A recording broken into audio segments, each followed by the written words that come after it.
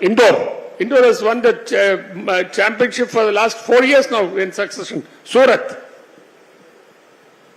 So we have a chance. But the question is, do we have the will?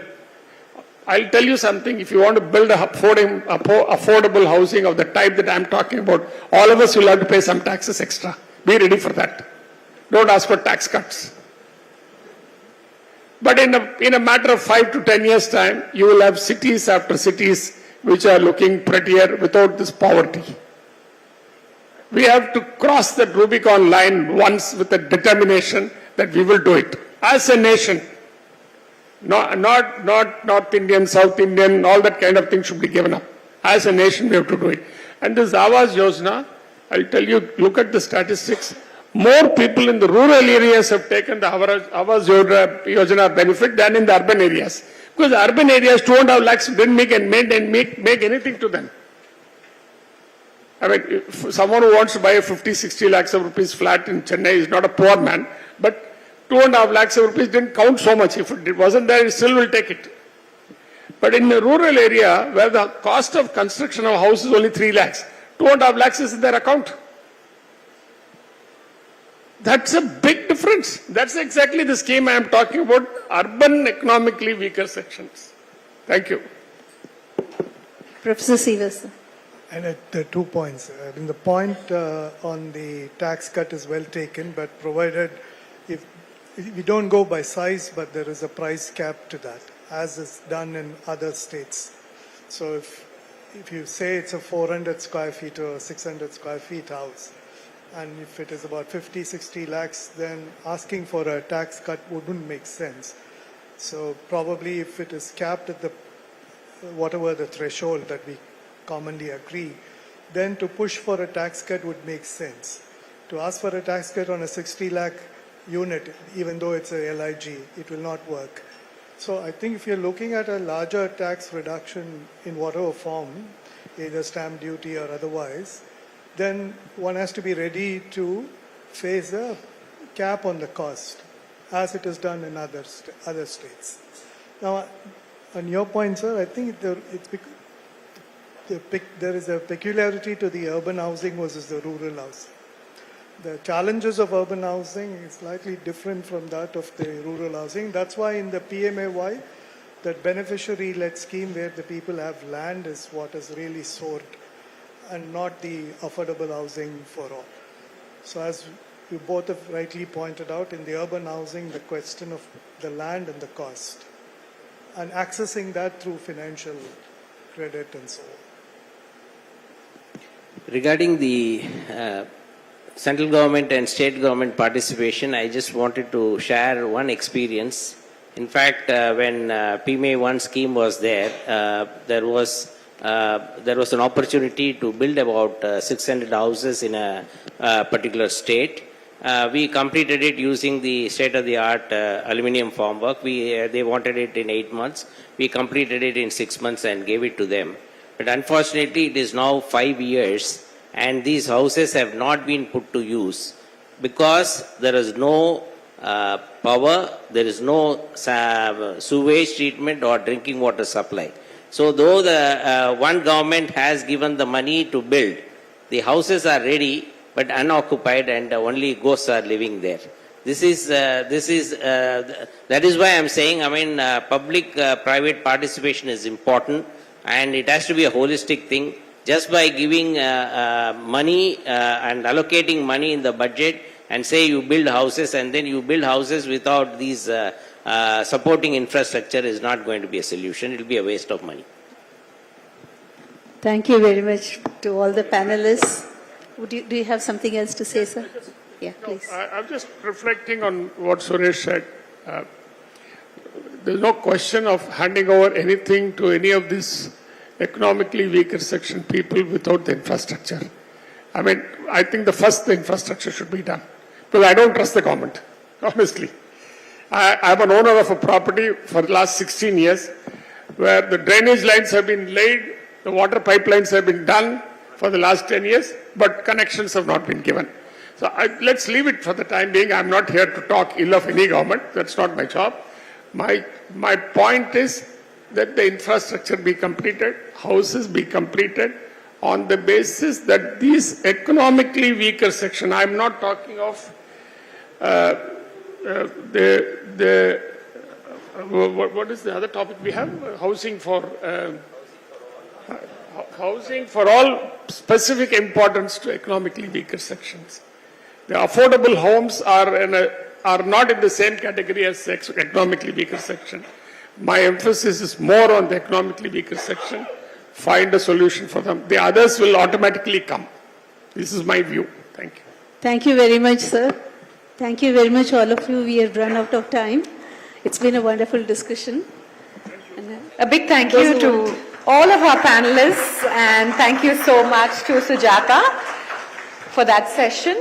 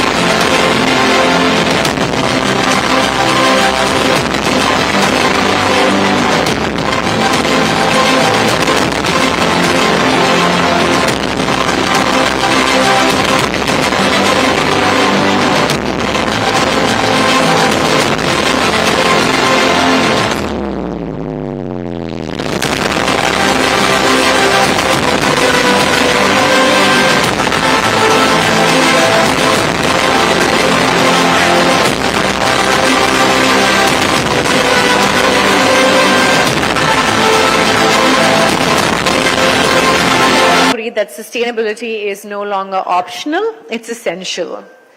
This session explores how green practices and energy efficient construction are transforming the way Tamil Nadu builds for the future. Our moderator for this session is Geeta Srimati S., senior reporter from The Hindu. I'd like to take a few moments to introduce our speakers. Our first speaker is Dr. C. Velan, the CEO of the Cbros Group, Chennai. With over 2 decades of leadership experience, he previously served as city head Chennai at Ascendas India and as ED and CEO at Ramanujam IT City. He holds a PhD in civil engineering focused on sustainable green building design, along with degrees in civil and structural engineering, business administration, and ecology and environment. A senior fellow at the Indian Green Building Council, he also serves as a professor of practice at Anna University and is visiting faculty at both IIT Madras and SRM University. Welcome, Dr. Velan. Yes, a round of applause. Our next speaker is Sumitra Vasudevan, associate partner at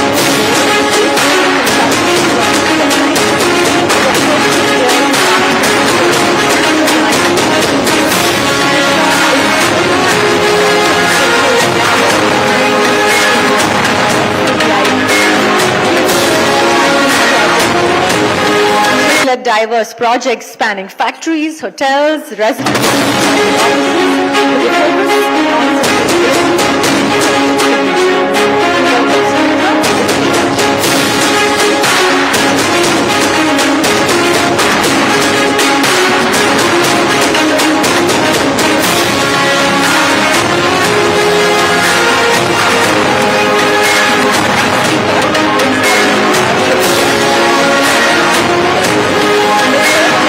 entrepreneur with over 40 years of experience. He is a key groups with expertise in real estate, automobile retail, investments, and renewable energy. As an advocate of green building practices, he serves as chairman of CREDAI's Environment Committee and is the senior fellow of IGBC. He is also an angel investor, mentor, and philanthropist through the Kivraj Foundation. Welcome.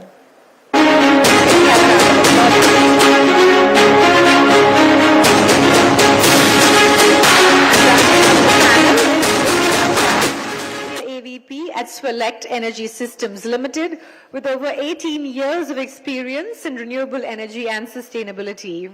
An MTech graduate in chemical engineering from IIT, he specializes in solar energy advisory, project structuring, financial modeling, and contract management. He has played a key role in sustainability strategy, due diligence, carbon advisory, and climate change initiatives. Known for building technical expertise with strategic insight, Mr. Nataraj delivers impactful, forward-thinking solutions that support clean energy adoption and environmental responsibility.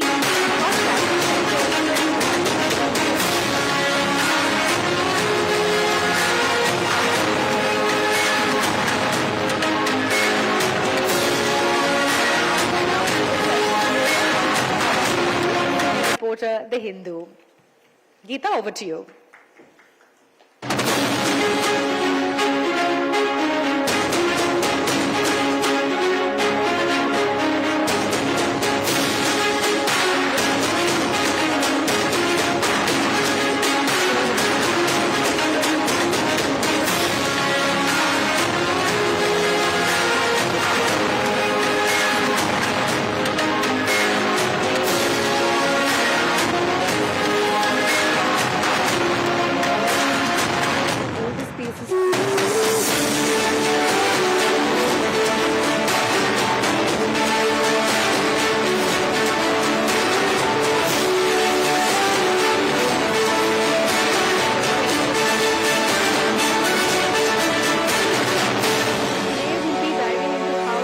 Industry is responding to these shifts, and in today's discussion we will touch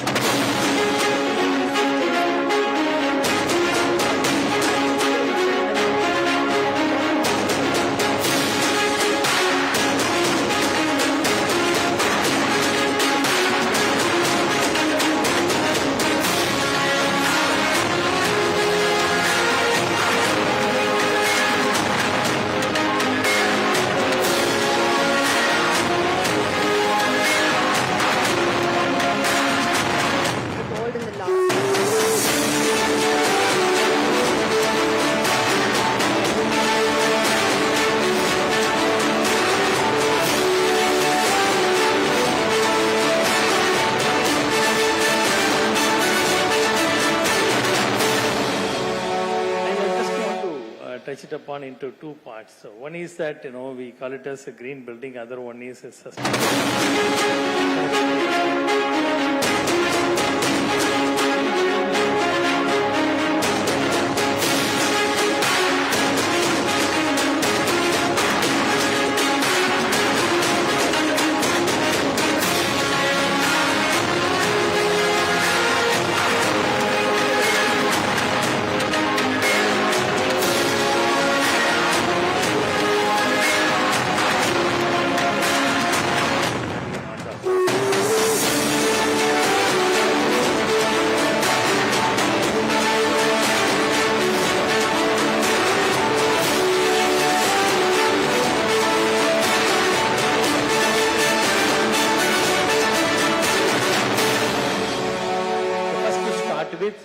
Yep, it has to be energy efficient building, and then it has gone to water efficient.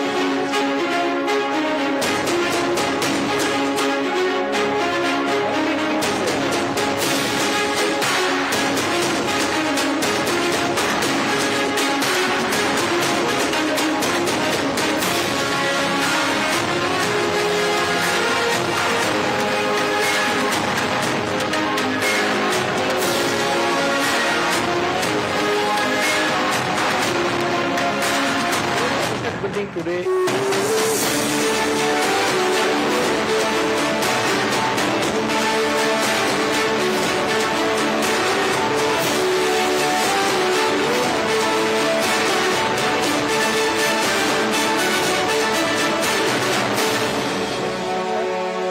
look at in other sectors also in the similar way.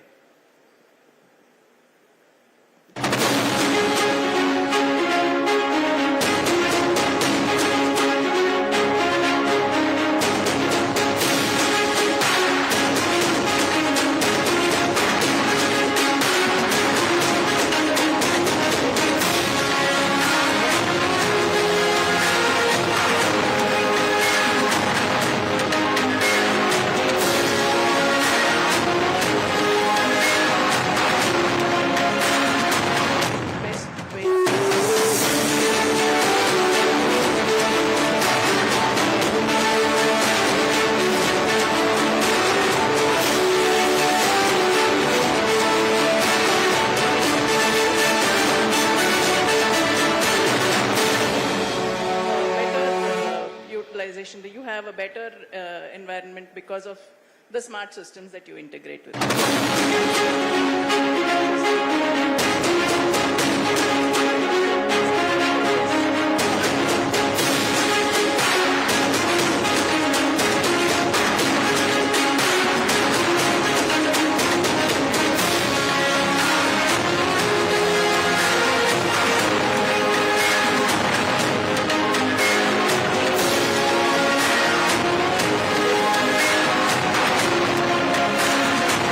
Put in on larger.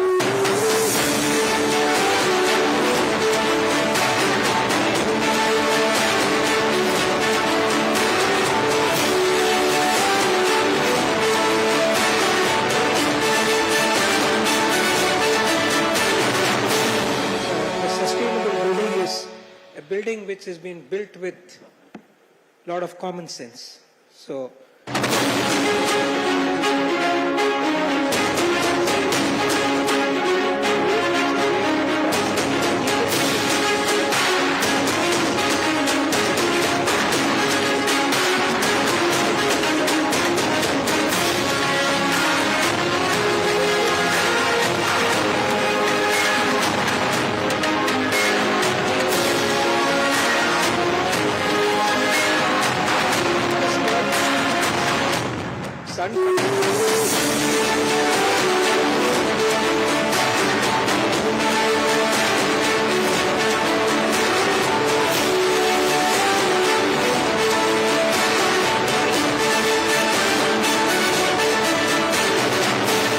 site selection, all fundamentals which are, if you look into the LEADS program, you don't need a PhD to decipher how to.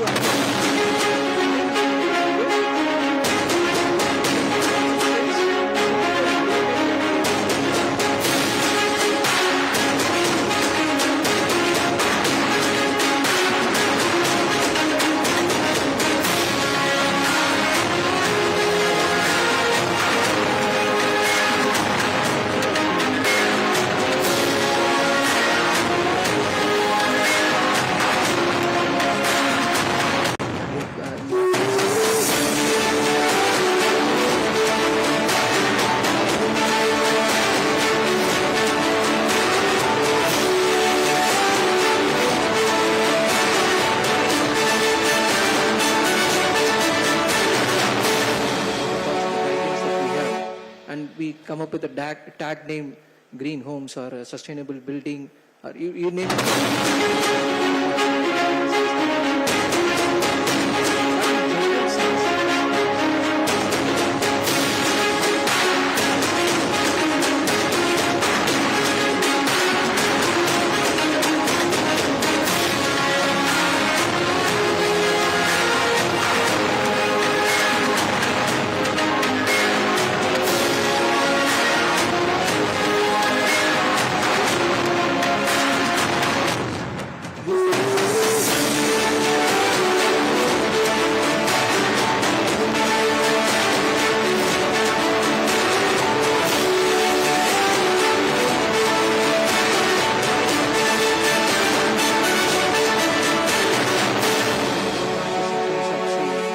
raw material optimization and say reduction in the cost, reduction.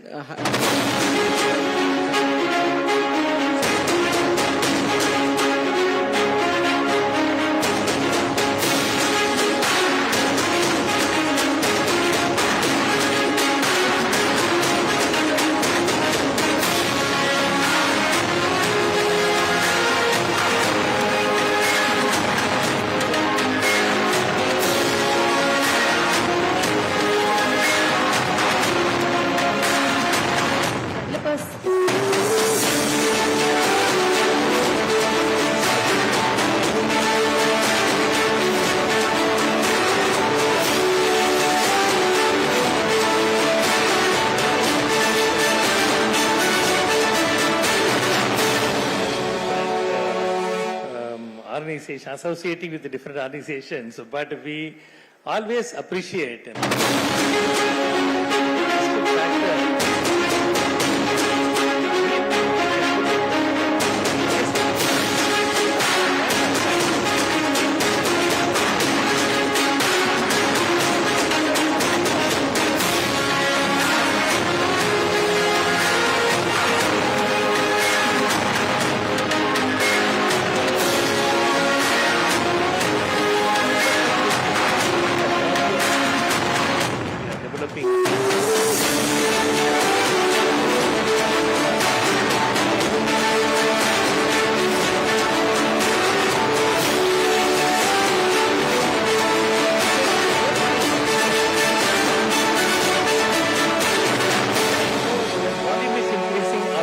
the cost is also coming down. Today, I may be slightly,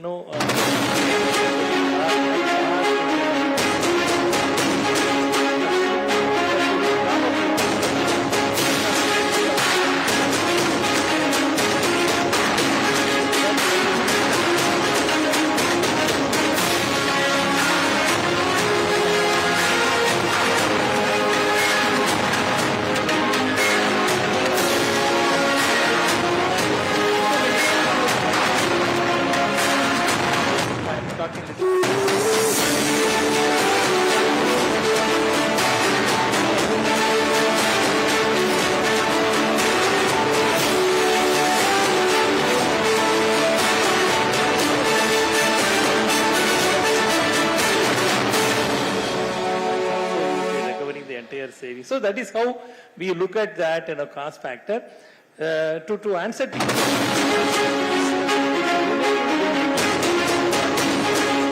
yes, even if it is so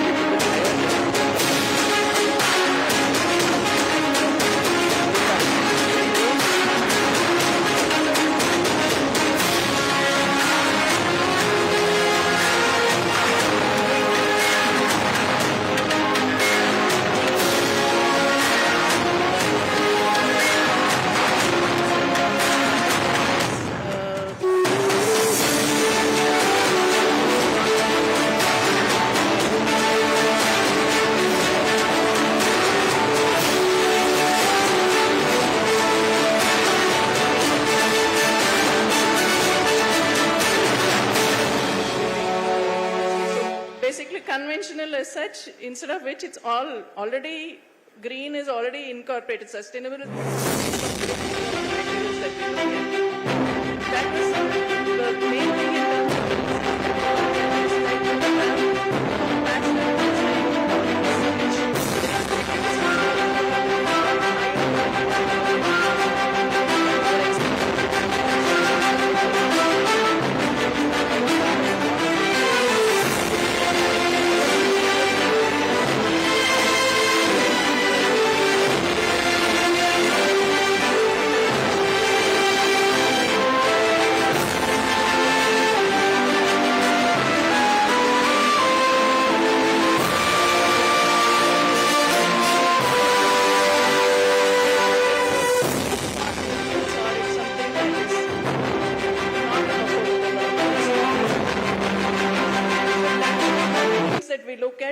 also look at some things where we advise a client that you have to do some of these things during construction. You can't avoid it. But there are things that you can monitor and spend later also. So you can look at it that way. And it doesn't have to be a one-time, all at one-time cost. But there are, most of the things are already taken care of in basic design itself. I will take this little more aggressive position as far as the cost is concerned. Today, if you're looking at a green building, more so a commercial building, I would say that if you don't go for a green building, you will end up paying more for the construction cost because you would be over-designing the building. 20 years back, the tools were not there. People were not very conversant with the green building which was there. I remember my own consultant telling, I'm designed the envelope and all in a very thermally efficient way. We will design with 8 chillers, but we will go for 7 chillers now. If required, we will add a 8th chiller. I mean, he himself was not sure then how it is going to work. Same thing was generators. So today I saw the message which was there of Sumitra. She wanted to present on digital twins. So today the tools are available for a particular site. You have all the satellite data available, the wind, the time of the day for the whole year, the shadow which is there. You are exactly able to replicate a building at a particular position. What glass I am going to add, what is going to be the impact of that particular glass on the power consumption for the whole year, for this particular month. So all parameters are there within your control. So today if you go with a fundamental thumb rule, 200 square feet per ton, I think you will be creating a colossal waste in terms of the capital cost which is there in the infrastructure. But today the buildings which are being designed, we were looking at 400, 500 square feet. Companies like Infosys and all are looking at almost 700, 800. Reliance is looking at 700, 800 square feet of air conditioned area per ton of air conditioning. So that is the level of, the technicalities which has gone into it. There, the capital cost could be more because for them, the life cycle cost becomes important and they are trying to drive down the operating cost. But if you're not going for a green building, simply, okay, I'm putting a building, design a particular building, add air conditioning which is there, call a consultant without doing an analysis, just by giving certain assumptions and then doing, it's quite possible you will be spending more money than what you would do if you were to follow the guidelines which is given for a sustainable building, following each and every step, doing an energy modeling, right material being selected before itself. With that, if you're going to design, your cost will not be more. Right. So what we discuss now is for new buildings or new construction. So besides cost, what about retrofitting? So when we have to retrofit older spaces to, more energy efficient systems, how does that play out? I just want to give a right example which we have done in Seabras recently. We all know, I also do some branding of Pullman Hotel, which we have recently reopened up in the Mount Road. That property was not a certified green building or so. But in the retrofit side, whatever the initiatives we have to take, we have taken it, and that project is a second hotel in the city after this particular campus having been certified by the lead for the gold level on the operational side actually. Even for retrofit, we have gone for DNC, design and construction, with retrofit background because it was almost completely done, including chillers, everything have been water cooled chillers. We have replaced water cooled chillers with the existing air cooled chillers. We have done whatever that, what Madam was mentioning, active, passive measures for that, a reduction of energy consumption for the building. And besides, we also have our own wind turbines and which is supporting, and solar supporting our own system for the remaining power. So what exactly it means, retrofit is also possible, which is a proven example. I'm just giving an example right now. It is going to be a kind of all new buildings. Yes, Ajit and myself were sharing some time back about this. Yeah, all the buildings whichever is being built are all green now. How about retrofits? And I can very proudly say that when I was working in Ascendus, when the new building which we have inaugurated in 2024 October in Radial Road, which was platinum certified and all. But in ceremony, we had 3 buildings. We are also having even now, all the 3 buildings we have retrofitted in such a way, those are also platinum level, green buildings like that. So, if there is a wish, there is always a way. Here, there is no need to be big thing you need to do. You are going to benefit that particular campus by means of doing this retrofit in terms of commercial advantage, operational advantage, environmental advantage. Why not? It is doable. Actually, in terms of retrofit, the first thing is that you're using an existing campus. That itself is a first part of sustainability. You're not just knocking down some building for building something new. You already have a structure which is in good shape. You're not this thing. So whatever you do is only on the this thing.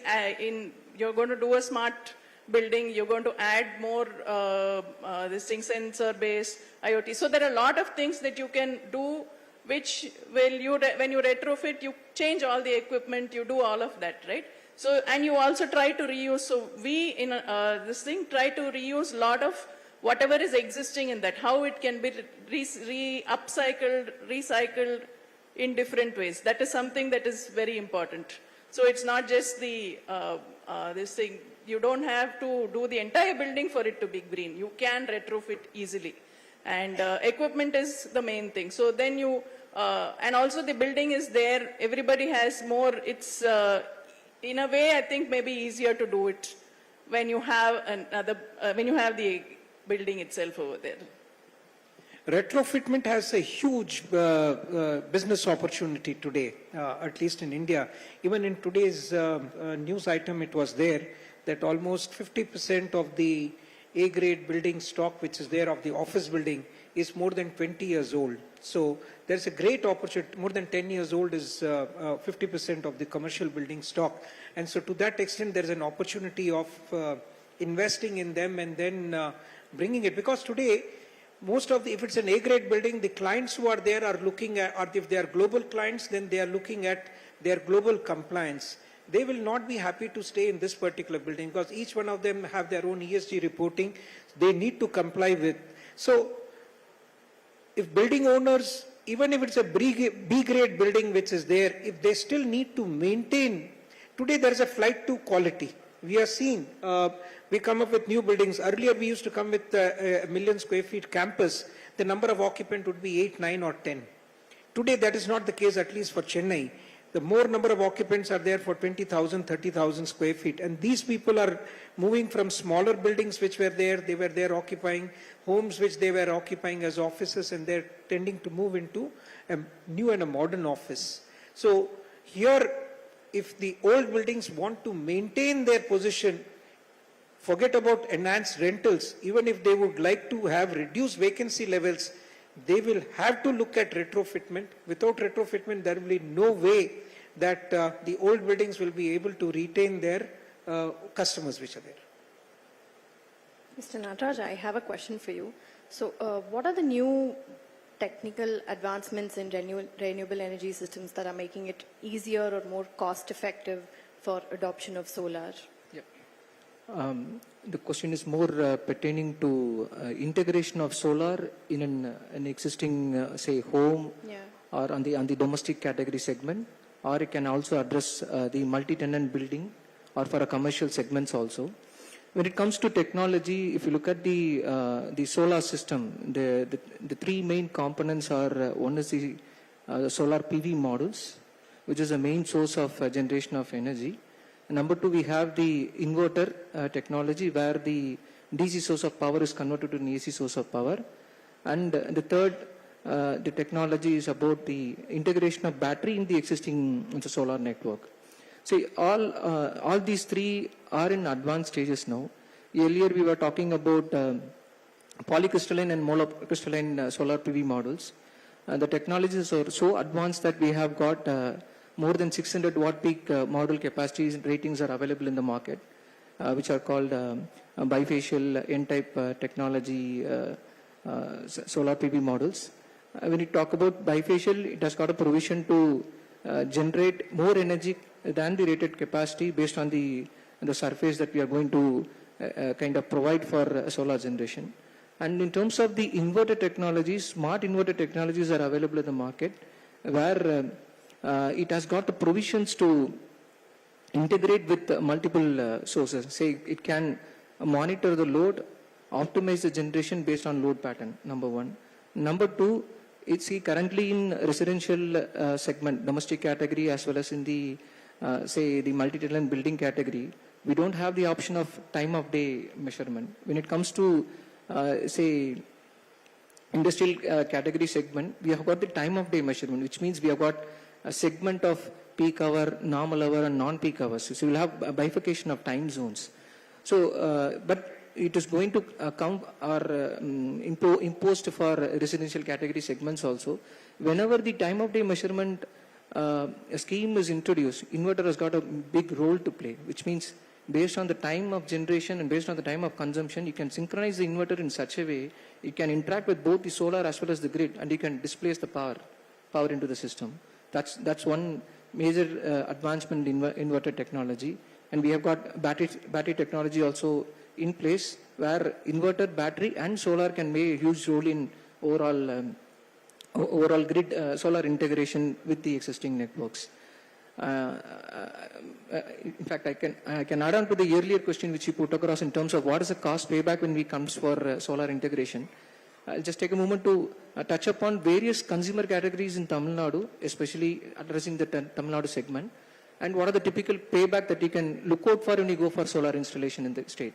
One, say for home category segments, we have the PM Surya Ghar scheme, which is already in place. Though the growth is not that much, but we still have participations from much consumer segments.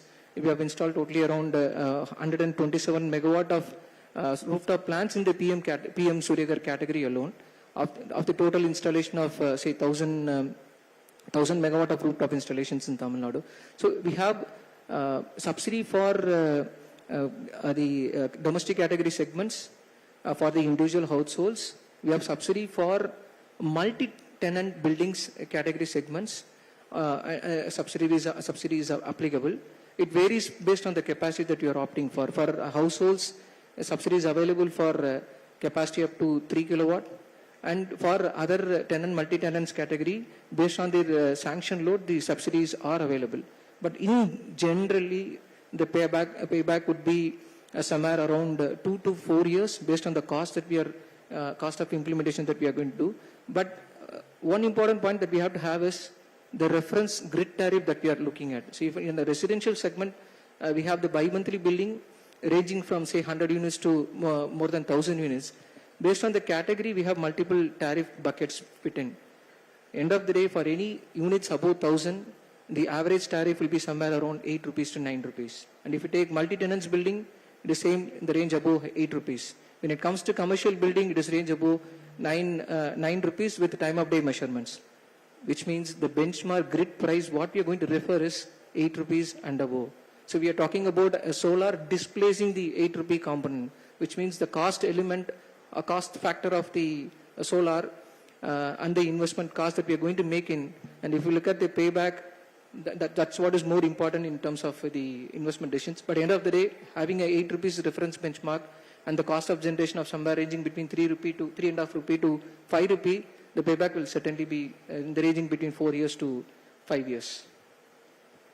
There has been increasing adoption of solar, but then given the payback and the subsidies, PM Surya Ghar is one, even Tamil Nadu government also has certain regulatory nudges. But why is there still the pace of adoption of solar not at an ideal level yet? It depends on the ecosystem where we are located in. For example, Gujarat, they have done now close to around 1.5 gigawatt of solar installation as compared to 127 megawatt what Tamil Nadu has done. It's not because that there are multiple reasons to it. The fundamental reason is, number one, the design concept of the building. We have multi-tenant buildings. Most are say flat or apartment type buildings as compared to Gujarat. For example, Gujarat is house-owned ownership model where the individual flats are prevailing. They can directly approach for the government for installation and they can avail the subsidy for implementation. But when it comes to multi-story building, say in apartments, we've got say 8 owners and we have a common service in place, which means within the limited roof space, the 8 owners have to build in solar in the roof. So that's where the main challenges come in. So one, we need to have an association in place. Association should have a hold on the roof space that we are allocating to multiple consumers. So that's the main real challenge. And number two, in terms of the outreach and the awareness level of the consumers. Most of the tractions is happening, especially if you look at Tamil Nadu, most of the traction is happening in Coimbatore, Tirunelveli and Salem. In fact, not in Chennai also. So there are constraints in terms of the structure of the building, awareness level, and adding on to it, the kind of support that we are getting from the government to fast-track the application process. There are a number of reasons to it. But broadly, these are the main reasons which is affecting the growth of rooftop solar segment in Tamil Nadu. Mr. Whelan, do you want to add on to that, given No, actually, I was just thinking about it, about myself. See, it's not pinching as much. See, for example, electricity tariff, whatever the bill we are paying about 3,000-4,000 rupees or something, which is not really impacting much. That's also one of the mindsets. Probably many people are not going for it. Oh, it's pinching. Yeah. Leaving aside that softer side of it, I just want to highlight one thing. Ajit and myself, we were interacting. The technology we are talking about using that abundant availability of solar, for the commercial buildings, I'm just giving an example. There used to be a term called a thermal energy storage system, TESS, which is commonly known for storing the cold energy into ice, and it is used in the daytime. In Tamil Nadu, because of that, dual tariff system is not that attractive, so it is not very popular on test side. But what we have implemented recently is that solar powered thermal energy storage system. First of its kind, we introduced as a prototype at one of my earlier organization's premise, which is a proven example. The energy cost for the building has come down drastically, operationally. Besides, we also reduced one of the chillers in terms of capex also. So what I am trying to say is that new technologies are coming up. Use of solar is also tested out over there, and which is definitely proven example for the cost part of it. And solar is playing a major part. It's going to be a big game, I tell you, solar powered tests in the near future. Certifications are a big thing now. We have IGBC, LEED and Griha. Mr. Ajit, do you want to shine light on that a little bit? I'll just expand on to this, the adoption of solar. So, you know, Mr. Sudeep Jain, he's an IAS officer from Tamil Nadu cadre. He is there in the Ministry of Renewable Energy. And this rooftop solar, which is their household, the Prime Minister's scheme, I think he's one of the person who's heading that. So I had the opportunity of meeting him. And the amount of work which the government of India has done is that 70,000 contractors have been empaneled to implement this rooftop solar. But he says 10 times more implementation has been there in Gujarat compared to Tamil Nadu.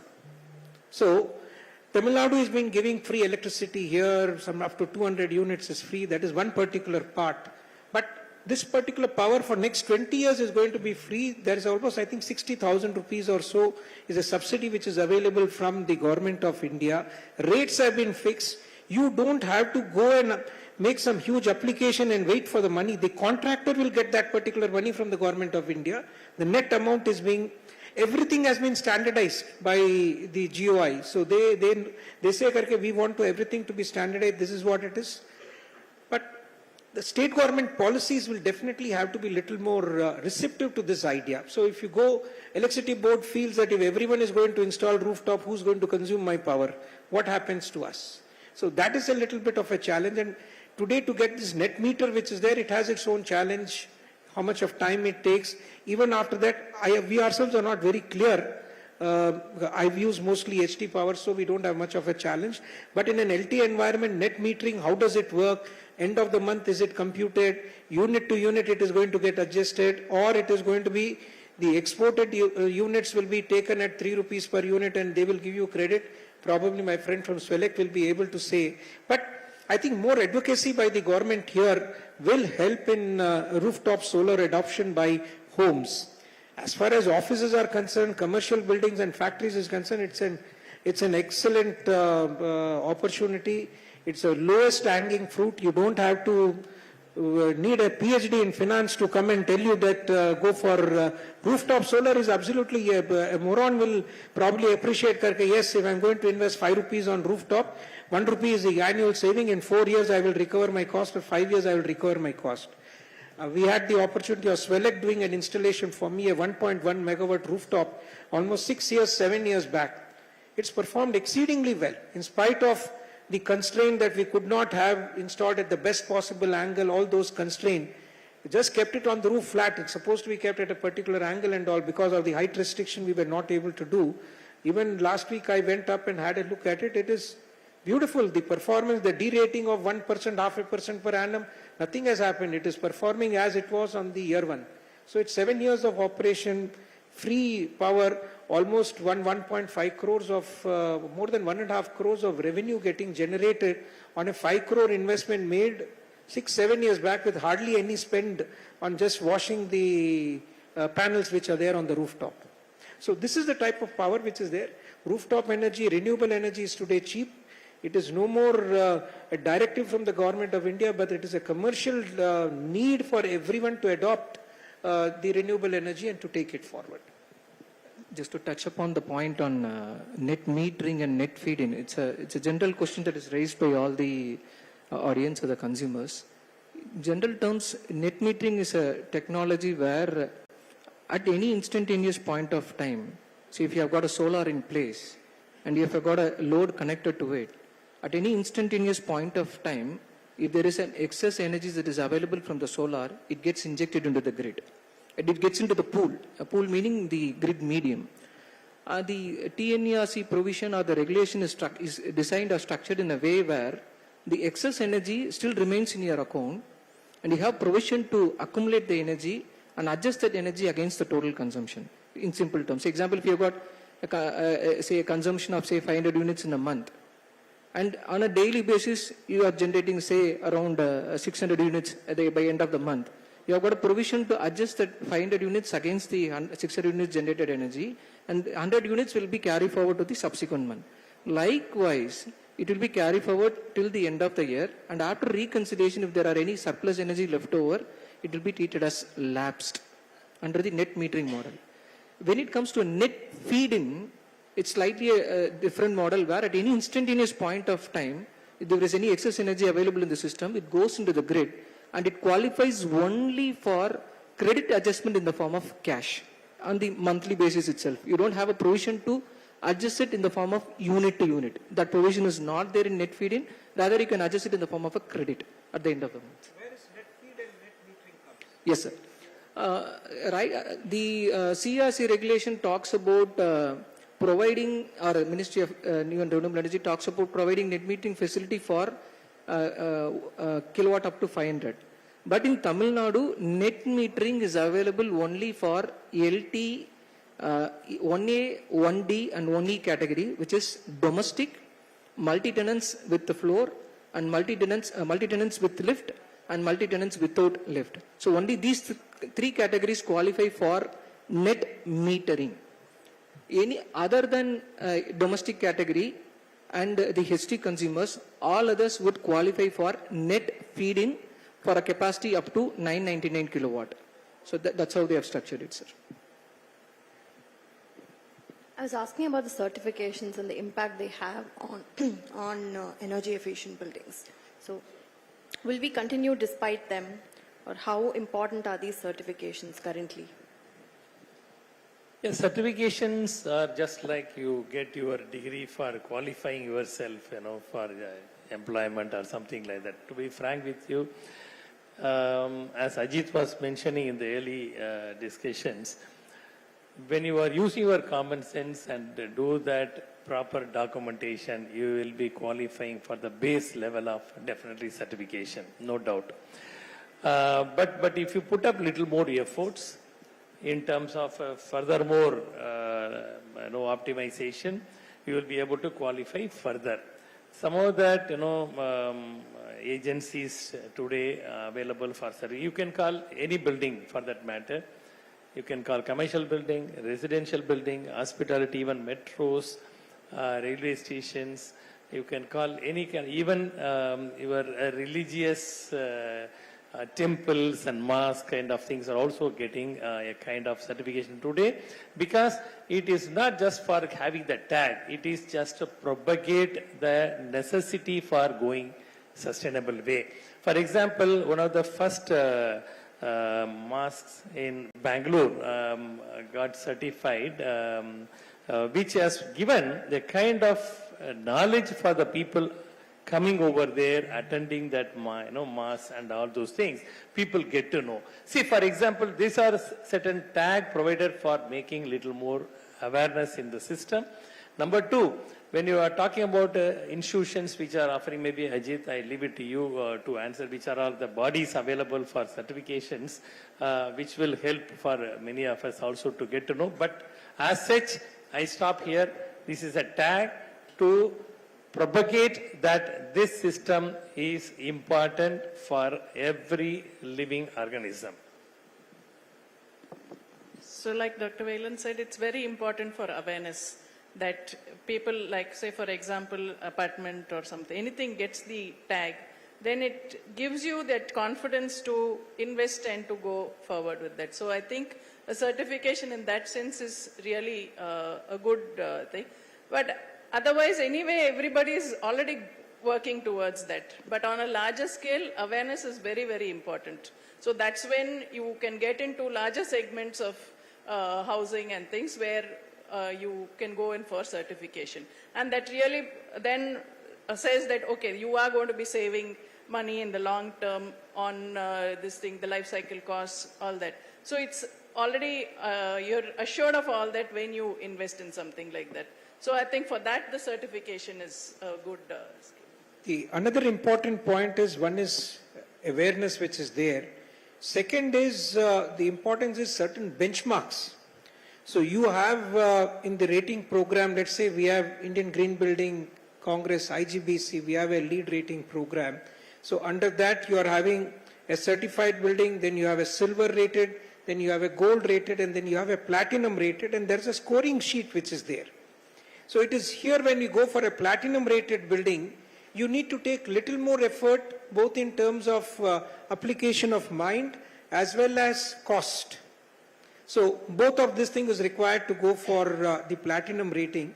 And to that extent, you know, there's a scoring sheet. Where are you going to score? You need to bring in some innovation also to achieve the platinum rating. Then gold is there, and then silver is there, and a certified building is there. So that is one part. So certified building, yes, hygiene factors have been fulfilled. You have taken little more effort. Someone who's a first timer, he says, I don't want to take chance. I still want to go for a green. I would like to go for maybe just aim itself as silver. But it is not difficult. From day one, if you have very clear intent of going for a building, you tell your consultant, your architect, then my intent is to hit a level of a platinum so that the building qualifies and performs to the extent for what it is being designed. Then it is possible to achieve, in a commercial building, it is very easy to achieve the rating of a platinum rating, and payback is also there. Platinum rating, we have to spend little more money and you will get your money in little period. Housing is a challenge because there is a cost implication. Payback is not instantaneous. Usage of air condition is more in the night. Usage of air condition per square meter is, in a total apartment of 1500 square feet, maybe 500 square feet or 600 square feet will be the conditioned space. Whereas if you look in an office environment, the usage is more during daytime. If there is a 10,000 square feet area, almost 8,000 square feet is going to be air conditioned space. So the usage is going to be there in the peak when the sun is very hot. So whatever savings which you do, so in a residential building, whatever you apply in terms of saving, ROI just is not possible. It's extremely difficult, because if I go for a BTU meter itself to be installed, we go for let's say district cooling for a large residential apartment so that each person does not have to fix an air conditioner. But the cost of a BTU meter will be as high as that of one air conditions which are there. So we still have not reached that particular level that for residential apartments which are there, that we are able to reach. We can still reach platinum, but the payback is not going to be there. We will have to invest in technology. For homes, again, it is extremely difficult for an independent home to really look at platinum. Yes, you can still achieve, but whether you are able to justify the cost, for whom you are doing it, that will be a question which is there. You can only satisfy your own ego. Yes, my house is a platinum rated house. But office building, there is no option which is there. Anyone who is going to have a commercial or a factory, he should benchmark that he is going to look at a platinum rating and go forward, and it's a commercial sense. Ms. Sumitra, I have a question for you. What's with all the glass buildings in a hot and humid city like Chennai? Are we finally moving on from that? I hope we are. So, but it does, I think it's an aspirational thing that you want to be like the West, some other country, some place you've seen. So most of it is aspirational. I think we are definitely moving away from it because people are more aware. So when you do the analysis right up front in the design, and you show that this is your difference in cost in the upfront investment as well as in the life cycle cost of the building, then people are more receptive to, yes, we understand where this thing. So now people are being more aware of that than what they were previously, definitely. That does make a difference now. And like this thing of this, most important is technology really helps us, is that we do this digital twin, that you have a building already, you do the digital twin of it, you do all the analysis, and you have something to show to a client. So that then it's easier for them to understand. It's not just this concept of set of numbers on a sheet does not help. You see it in 3D and you really see how the systems are working. I think that really makes a difference, and people are definitely more receptive to the change. But then there are also hyperlocal changes within a city or even a neighborhood, right? So how do we tackle that when we make a digital twin of the house? No, you're looking at you're replicating everything that is there in the thing, right? The Landscape, weather-wise and landscape, the everything. environment, the sun path, the wind, this thing, everything is for that site. So when you do that, you are replicating exactly what is going to come, and it's not just on a subjective some place in the city. You have the exact location and you're doing all of that. So that definitely makes a difference in designing upfront and to involve all the stakeholders right from the day one. As you have, everybody has their input and it all comes together where the building is then sustainable at the end of the day. But when we talk of sustainable architecture, are there any common misconceptions that consumers have, or how do you manage the trade-offs between, say, aesthetics and energy efficient design? So one of the things in a residential segment is that if you say sustainable, and eco-friendly, they think it's some traditional kind of a building, old kind of a building. They don't think that something modern. So it's not a question of that. It's the principles that we're using. It's the principles of ventilation. So you had earlier the courtyard and you had the ventilation. You have the size of window sizing to get better ventilation. You have shading devices like courtyards. You have those verandas. So those all are in traditional, and jalis to shade from. So those are all things that are there in traditional architecture, which are being used. So that is one of the misconceptions, that they think that is what sustainable building is like. No, so it's that old kind of a thing. So that's something that helps us with 3D and things to show them that no, that is not, that is one of the biggest misconceptions. But then you make them understand with design and things, then it really, this thing. Aesthetics is not a big thing, that whatever the design that needs to come up, aesthetics will be done for it. It's not going to be that something is not aesthetically designed. That is, that is a very important part of it. So if I have to incorporate certain kind of ventilation, this kind of windows, jali on this side, louvers on the other side, whatever it is all part of the this thing, and every part of it is aesthetically designed. If it's there, it has to be aesthetic, because otherwise nobody is going to want to build anything which is not aesthetic, right? That is not a so that is something that we definitely do. So aesthetics never get compromised, no matter what the design is. Swetara, you are also introducing the biophilic design in your architecture, which takes care of this most of the aesthetics impact for the buildings, which is also benefiting the people working or living inside, which also is adding value for that architectural part of it.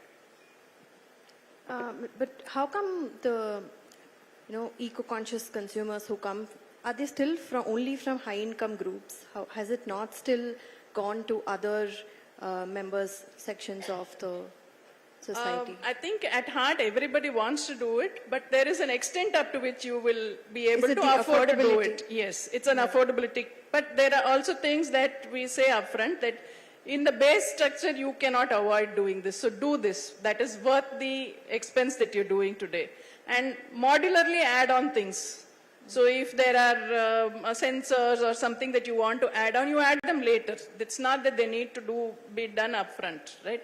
But if it's a basic window location, size of window, those are part of the basic structure. You can't do that later. So you do those things upfront. So that is how we, and actually in a lot of cases what happens is, when you start doing that and as the construction progresses, they are amenable to make that extra expense and do it. So that happens. Then they see the difference also of what is happening. So it helps in that process of, you don't say, you have to do all 100% right up front. You can add some of these things later. Like say, I will do the entire thing to have a solar system. have the solar panels, I'll do all of that. But I don't need to put it in right now. I can do it further down the line, say 6 months, 1 year, whatever. So that way it really helps in a lot of cases. But most of the cases, yes, we already do everything upfront. When it's the budget is, it's there, but it's not wanting to do it right up front, but you do it modularly over a period of time. So our design incorporates all of that. So we give that flexibility that you can add things later. So it's like not impossible to add some of these things. So that is important. We were talking about policies, state policies earlier. Are there any examples from other states within the country that have better regulatory nudges or subsidies, etc., that would be recommendations to the government here? If you really look at Tamil Nadu, so we were one of the first states to bring rainwater harvesting as a concept. It was made mandatory. This was first in the country. It was then quite long back. But after that, we have not taken any great measures. Recently, at a city level, if we have to look at the measures taken, I would appreciate the policy of the government of Telangana. They come up with, the white roof policy which is there. So to reduce the urban heat island, they've made it mandatory that you need to have your roofs which are there to be coated with a reflective paint, a white color paint, or to have a garden on the roof. So that is going to reduce. So we need to really think something new. Definitely Tamil Nadu needs to come. We have been talking to the government. So at IGBC and CII both, we have been talking to the Ministry of Environment. Even city itself will have to be designed. We have, at IGBC, we have number of rating systems. Dr. Velan sir had mentioned about, we have a rating for education institutions. We have rating for religious institutions. We have rating for, SEZs. We have a rating for metro. Then we also have a rating for a village. And few villages are there in Maharashtra which have been rated under the green building norms, and they have been certified that this village is retrofitted to achieve certain benchmarks of sustainability and have been awarded, and they are working. Similarly, some of the cities have now, one is a smart city which is there within particular cities, certain areas are being looking at to adopt technologies, but again they're not, whole 360-degree view is not being taken. So IGBC has also come with a rating for cities, and we are having, I think Pune is one of the first city which has gone for certification. It's been relatively easier for them because of the climatic condition is more suitable for them to achieve. But Tamil Nadu has also agreed to take, and they've been talking about a couple of cities which are there to look at to do the retrofitment and achieve all the benchmarks which are there of sustainability, whether it is conserving the soil, whether it is controlling the air, whether it is reducing the carbon footprint, whether it is reducing the water consumption, everything to be taken into account, energy consumption, how to bring it down.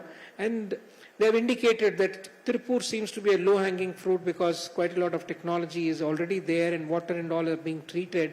And people are aware of, the power of technology and how sustainability and technology can go hand in hand. So Tirupur is one of the town which they are looking at if they can take it to go for a certified green city. Few other cities also are the talks which are there, 4 or 5 cities. The state government is really keen on going for a certified city. So if that happens, 5 cities coming from one state, I think that would be the biggest which is there. And this is going to spread the buzzword about sustainability, and more people will talk about it, and the adoption is going to become much easier at the ground level. Even a household which is there will look at how I can become more sustainable. Even a small factory which is there, he will start talking about retrofitment. Bigger factories as it is have done good amount of investment. They will also move a step forward. I think it will be a great step if 4 or 5 cities in Tamil Nadu move towards sustainability, go for a certified city. It will drive as a movement itself. Interesting part, Ajit. I hope you remember when we met that industry minister recently in Tamil Nadu, when we were talking about the district cooling system and all those things, the way, he was showing that interest immediately to look at how we can able to implement this in one of the small or kind of part of the city. For example, even for Gindi Sitco area or something like that, how do we group it together and implement it? That's a kind of interest is also there when we met the environmental secretary. Everybody was showing very much interested. I hope comparing the other states, incentives you were talking about like Punjab and Haryana and many other states, they have already extended some of the incentives like a kind of a percentage of FSI, then property tax exemption for some percentage, encouraging the society to come forward to implement green buildings. So that kind of things are also, in the representation to the government, which is also under consideration from the IGBC side. So there are a lot of things which are definitely being considered now. One specific point which we would like to touch on the policy aspect. The scheme that is available is virtual net metering, wherein the same owner, if he has got a house or a residential place elsewhere, and he can put up the solar facility in that house, and he can use that generated energy for adjustments against the house he is holding elsewhere.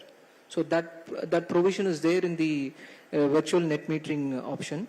In fact, it is already implemented in New Delhi, and it's already formed part of the CERC as well as the MNRE guidelines. It's not yet implemented in Tamil Nadu. Once that is implemented, we can expect more tractions coming in terms of rooftop solar installations in Tamil Nadu. Any final remarks before we move to questions? I just want to say only one particular thing. When you want to implement the vision of going carbon neutral and all those things in 30, 40 years down the line, adopt a 3 steps approach. First, whatever you develop, go for the green. And second is that go for the net zero operational level, which is in your own control. You don't have to depend on anybody else. And then that the embodied carbon support will come for the carbon neutral. So whatever is in your hand, go for green building. Second is that go for net zero. Like I want to just to compliment, Ajit also for the first time in the city, if I'm not wrong, in the South India level, the park, what he owns is net zero operational campus. Likewise, we have also attempted, net zero. It is in the pre-certification level when I was there in the earlier organization for all the 3 net zero campuses. So that is in your control. You can choose, as Sumitra was mentioning, active, passive measures which will reduce that demand for the building, and remaining power you go for this renewable power, then you are completely done with your net zero energy side. Likewise water, likewise waste, which is doable, which is in your control. Embodied carbon is a slightly difficult task today, which is dependent on variable other manufacturing setup and all those things. When it comes, by that time we will also be able to reach this carbon neutrality. That's where I want to stop. Let us start whatever is there in our hand, like going for green building, going for net zero. Automatically over a period of time we'll get into the carbon neutral phase. Thank you. I think with that, let's open the floor to questions if there are any.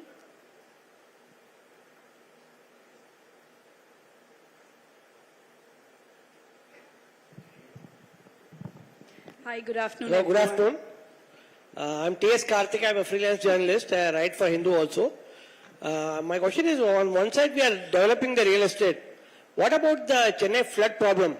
How we are going to solve it? Drainage system, efficient drainage system. It's a serious concern. And every December, November we are scared. So what steps the real estate industry is going to take to solve? See, insofar as sustainability is concerned, I think Dr. Whelan is more competent to say, but I'll just touch on the point. Just asking for a white roof is one part, having a garden on the roof is another thing. If every building starts having a garden on the roof, the amount of water which it is going to be able to soak will reduce the strain on the drainage system, and the flooding which is there is going to get delayed. So today, if the flooding were to happen in X number of years of X number of hours of water, or if you're going to have 20 centimeter of rain, whereas if every building is going to have a rooftop garden, and green certified buildings need to have a certain amount of green cover. The purpose of the green cover is not just to reduce the temperature which is there, but also to absorb the water. And even the wastewater which is being generated in the building is getting recycled, and after recycle it is being used for gardening. So this measure can mitigate. Yes, the bigger problem is Chennai has been city of lakes, and for last hundreds of years, the lakes have been, converted into residential because of the rapid urbanization. T Nagar itself, as late as 1930s or 35 or 40, it was till then it was a lake. It got converted into, a full-fledged township today. So it's very difficult. We need to open up the waterways which are there. I think the government is taking great efforts, but we individually, if we were to take certain efforts, we will also be able to mitigate this particular problem to small extent. Mr. Ajit, that sounds like a good plan, but it's kind of ironic considering how we've increased the built-up area so much over the past 3-4 decades, and we're now, by cutting all the trees, and then now we're thinking about rooftop gardens. Yeah. I'm not telling cutting the trees and then having something on a garden on the top which is there, but the whole thing is tree planting has got to be there. That is a green cover. If you really look at, there is a compromise between a growth, a developing country vis-a-vis the environment. So we are committed to all the protocols which are there under UNFCCC, guidelines which are there, but then doing insensibly is one particular thing, and doing sensibly, that knowing that there is an impact and I'm taking steps to mitigate that impact, that is something very, very important. So if we are sensibly doing it, I think we can reduce the impact. There is no way any development will have destruction to the environment. But are we offsetting? Are we trying to do something which will mitigate? Valen spoke about net zero embedded building. So the whole projects which are there, it's little difficult because even today, the newspaper had JK Cement, low carbon, LC 30% lower consumption of carbon is what they've said. It's a beginning which you have made by JK, that they have probably adopted some technology by which they're able to reduce. But then offset today is there, but that offset we will all laugh you just buy carbon credits and say that I have spent so many, Formula 1 race says I'm net zero. All of us are going to laugh. What is this Formula 1? How can it be net zero? You burn so much of fuel which is there for the thrill of sport. But then in his own measure, he says that I'm at least buying carbon credits from developing countries and offsetting. So here development is there, sustainable development will ensure growth. At the same time, the destruction to the environment is going to be minimum. Very quickly, I will answer to him. He was asking about the flooding risk or something. Very quickly, see, whenever the large developments are happening, yes, there should be a reasonable responsibility of the developer to take care of that kind of, see, where is that flooding happening? It is coming from the rooftop or the surface open space within their plot for about 25 acre, 30 acre, whatever it is. The surface runoff is the major task which is creating the flooding when it is loaded into the stormwater drain outside. Every developer has to consciously take initiative, allowing the stormwater drain not to that stormwater drain which will take care of the major problem. How it is possible? Possibly, like for example, he told absorptions, all those things are one of the measures. The second one, I'm talking about with real example of 2 campuses which I was involved. Even 2015 flooding, it all flooded outside. When you came to the Ramanujan ITC, where I was part of, many of that IPCs are here, they will vouch for it. It was a pitch dry campus inside. How it was possible? Because there are technologies, those days it's there is recharging boreholes, you connect that whatever the surface runoff to the shallow water table. It should not go outside your premise. Whatever the technologies we can adopt, which is the response of the developers, which is happening, sir, from the major developments side today, but it has to be consciously taken care of. Hello panel, I'm going to move away from green to the numbers part, or rather connecting both. As an architect, I'd like to know, did you do your ROIs and actually saw whatever you built upfront, especially considering the capex that involves green? Were there any numbers that came out after operating a certain property that you did see? I'm asking like real numbers that... I have a data available today which we have monitored. On typical case, I'll take it up. For example, when EC fans were introduced, for the smallest motor in a system is AHU. We used to have VFDs and all for major chilled water pumps and all those things, which proven. There is no need to justify which has given enough of. I'm talking about EC, electronically commuted fans, which is a typical example I have recently introduced across all our assets in my earlier organization across cities. I can tell you, ma'am, this has proven to be positive in terms of return on investment within 36 months for all the AHUs. There are number of AHUs introduced. Likewise, you introduce this thermal energy storage system, I was talking about it, which has given real benefit for the campus. Besides that, renewable power, no-brainer. It's a no-brainer. Of course, solar or these things are straightforward. It is benefiting.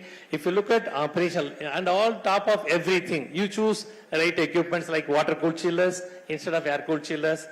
Obvious reasons, you are again saving in the early stages itself as far as absorption of power is concerned. It is proven.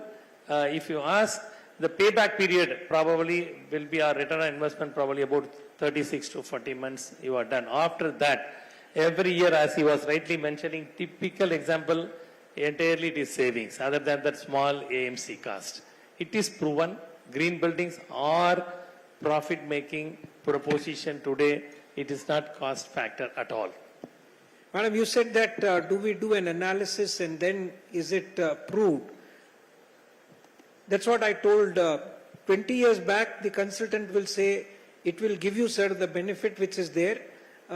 We will design like this. In case it is not performing, I will add one more chiller, sir. So that was the way in which the market has evolved. Today, Madam said about digital twin. Last week only I was there with one of my consultants. He said, for your site, this is the way in which the wind has behaved in the whole of last year. All the data is available today for your site. I just have to give the latitude, longitude of the site. The whole particular thing is there. Whole data is available for you. We can put your building, simulate that if I have this window, what will happen? If I put the window here, what will happen? What will be the power consumption? What will not be? If I go for EC motors, what is going to be the impact? How many AHUs are going to be there? And today we have to believe and trust the technology. I can only say that my experience has been, my personal experience, all the investment which made in the technology has proven to be far better than what was projected by the consultants. The payback has been much, much earlier. I'll add on to the typical assessment that we normally go for solar integration work. See, if we are a consumer, normally what we do is we take their electricity bill. So, say past 6 months data or 1 year data, we draw down the month-on-month consumption. So, first benchmark is the consumption of each of the month. Number two, the tariff slab varies between consumers. I'm talking about in general, not specific to any specific category of consumer.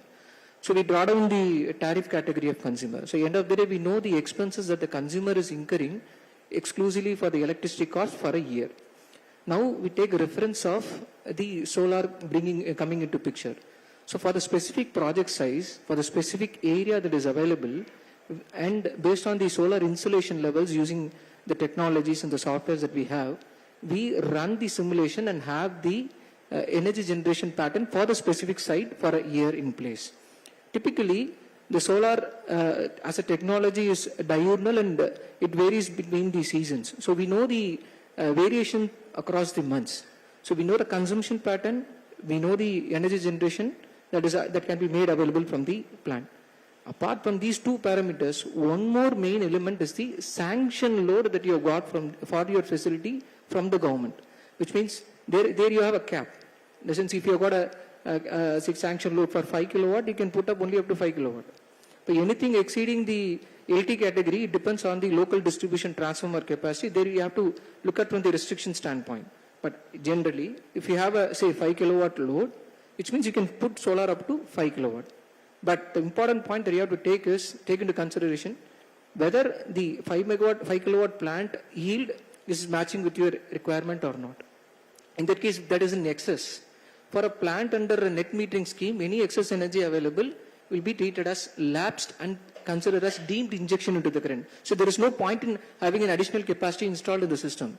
So you have to be very calculative in terms of assessing the capacity that the plant that you can generate, and also take into consideration the consumption pattern and design your plant in such a way there are no any excess energy into the system. This is exclusively for net metering. But when it comes to net feed-in, then the concept and the application differs. At the same time, when it comes to power sale under open access category, the concept is different. So fundamentally what we are trying to say is, for each of the model, you run the energy analysis, generation analysis, have the tariff, grid tariff element in place, and understand the cost of displacement which the solar is going to make vis-a-vis the procurement that you're going to make from the grid. So that's, and based on that, and having the investment cost in place, your rate, the term loan that you're going to take from bank, have the equity and the loan component structured into the model, run the IRR analysis, and arrive at the benchmark in terms of payback or IRR or an NPV, whatever internal benchmarks that the company has, and you decide on the investment decision cautiously. So we had actually done an industrial project where, this is almost 20 years ago, where that's when a lot of the LED and newer technology lighting was there. So the entire shop floor we had done this LED lighting and things. But after a 6-month period of the factory working, we had already in place, we have passive energy, so we have louvers to reflect the light. So no part of the floor is dark. So there's natural lighting, ventilation, 365 days of the year. So in 6 months' time, our thing was how are they really as efficient? The lighting is as efficient as manufacturer claimed it would be. Actually, they have never used the light during the day at all. So there was no question of this thing. So that is that's how much you can actually impact this thing with passive design. So that is something which really needs to be, is a very important thing. We have just enough time for one last question. Yes, please. See, the Government of India is encouraging renewable energy in a big way. By 2030, we want to achieve 40% of our total power requirement from renewable energy. I am representing the General Renewable Energy here located at Bangalore, but we are having 3 plants in Tamil Nadu which are producing 100 megawatt solar power. Is there any proposal to make it mandatory for all apartments, the rooftop solar? Number one. Second one is not only for the rooftop, but also for the common lighting in the staircase, the garden, etc. Now the fossil energy is being used. You know, it is creating pollution. So to replace that, is there any proposal to make it mandatory? Now it is optional. The buyer is not made compulsory. Like RWH, you have to make it mandatory to use this solar energy, rooftop as well as in the common lighting, staircase, etc. And also in the factories. What is your opinion, sir? So broadly, the target that is set is not exclusively for rooftop plant alone.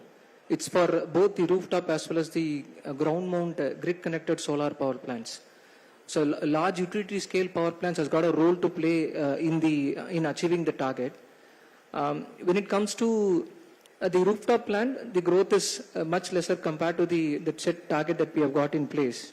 In fact, in case of Tamil Nadu, if you look at the target that we had for rooftop grid connected plant was around 3,600 megawatt by 2023, and we have achieved only 1,000 megawatt.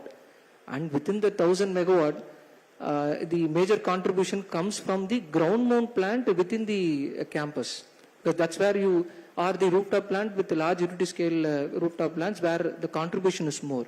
But the contribution in terms of the residential power is small. But now coming back to the mandatory requirements, sir, you can add on to it. Earlier, now the new version of ECBC guidelines have come in, where they are going to come up with a proposal for making solar installation mandated for the new building installations. That will add weightage or value to having more solar installations in the country.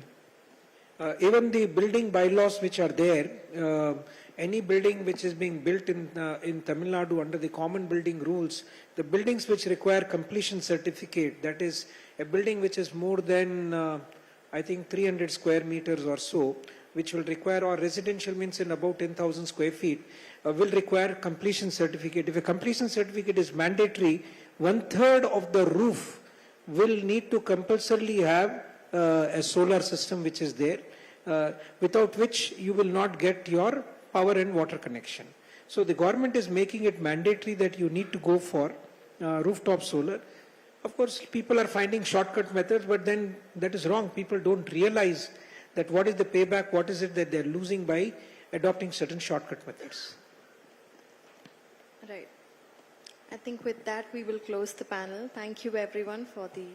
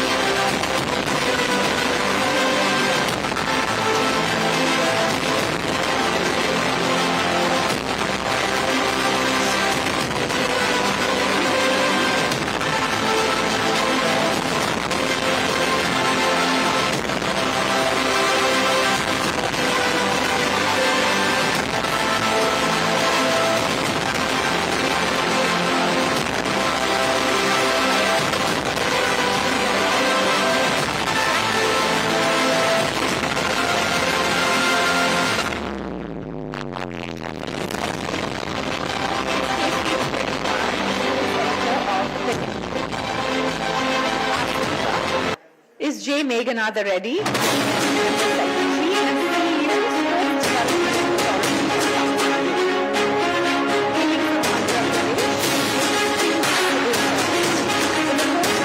Degree in economics from the University of Hyderabad.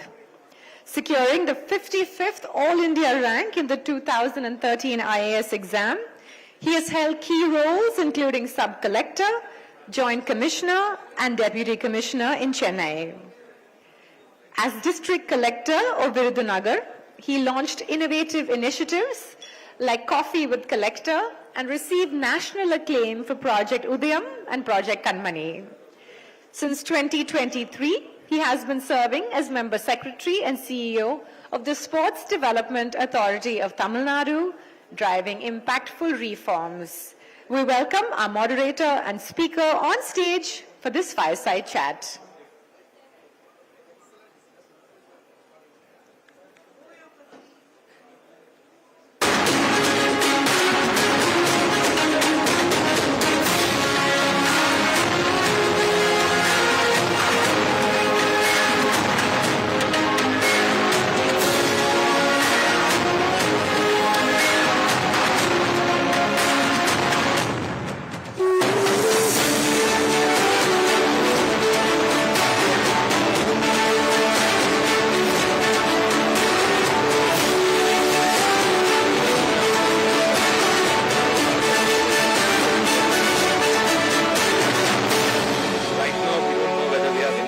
To do that and to discuss sports infrastructure in terms of sports as recreation, sports as a professional choice.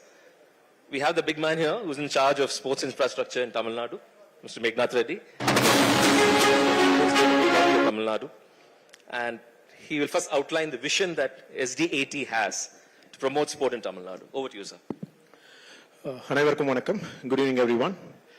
At the outset, let me thank the Hindu for including sporting infrastructure and sporting ecosystem as an integral part of this real estate summit. In fact, when the proposal first came to us, we were quite thrilled and also surprised. We are also glad that, yes, the real estate sector is also looking at sporting infrastructure as a major catalyst that drives change in our society. Looking at the vision that SDAT has, SDAT is the principal sports governing agency of the government of Tamil Nadu. Our vision can be put in, in three ways, threefold vision. One, create sporting infrastructure that is sustainable, that is decentralized, that is easy to use and accessible to everyone.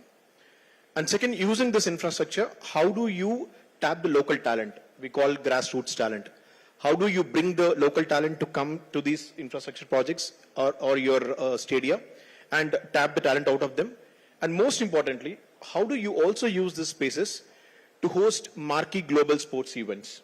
How can you make your state the destination for sporting events in the country? And what drives our vision is, very exciting to understand. I'll just give an example. The first drive is the demand, that is there around in the state particularly. There was a survey a few years ago as to what a particular constituency, every constituency in the state of Tamil Nadu needs. They were asked to list out some 10 priorities for that constituency. Without fail, in almost every other assembly constituency of this state, one of the major demands was to have a stadium, what we call a mini stadium or a small stadium at that level, could be at a block level or a taluk level. And second and most important, we found that sporting infrastructure, the stadia, the grounds, are not just structures. They go beyond that. They are your identities of a particular place.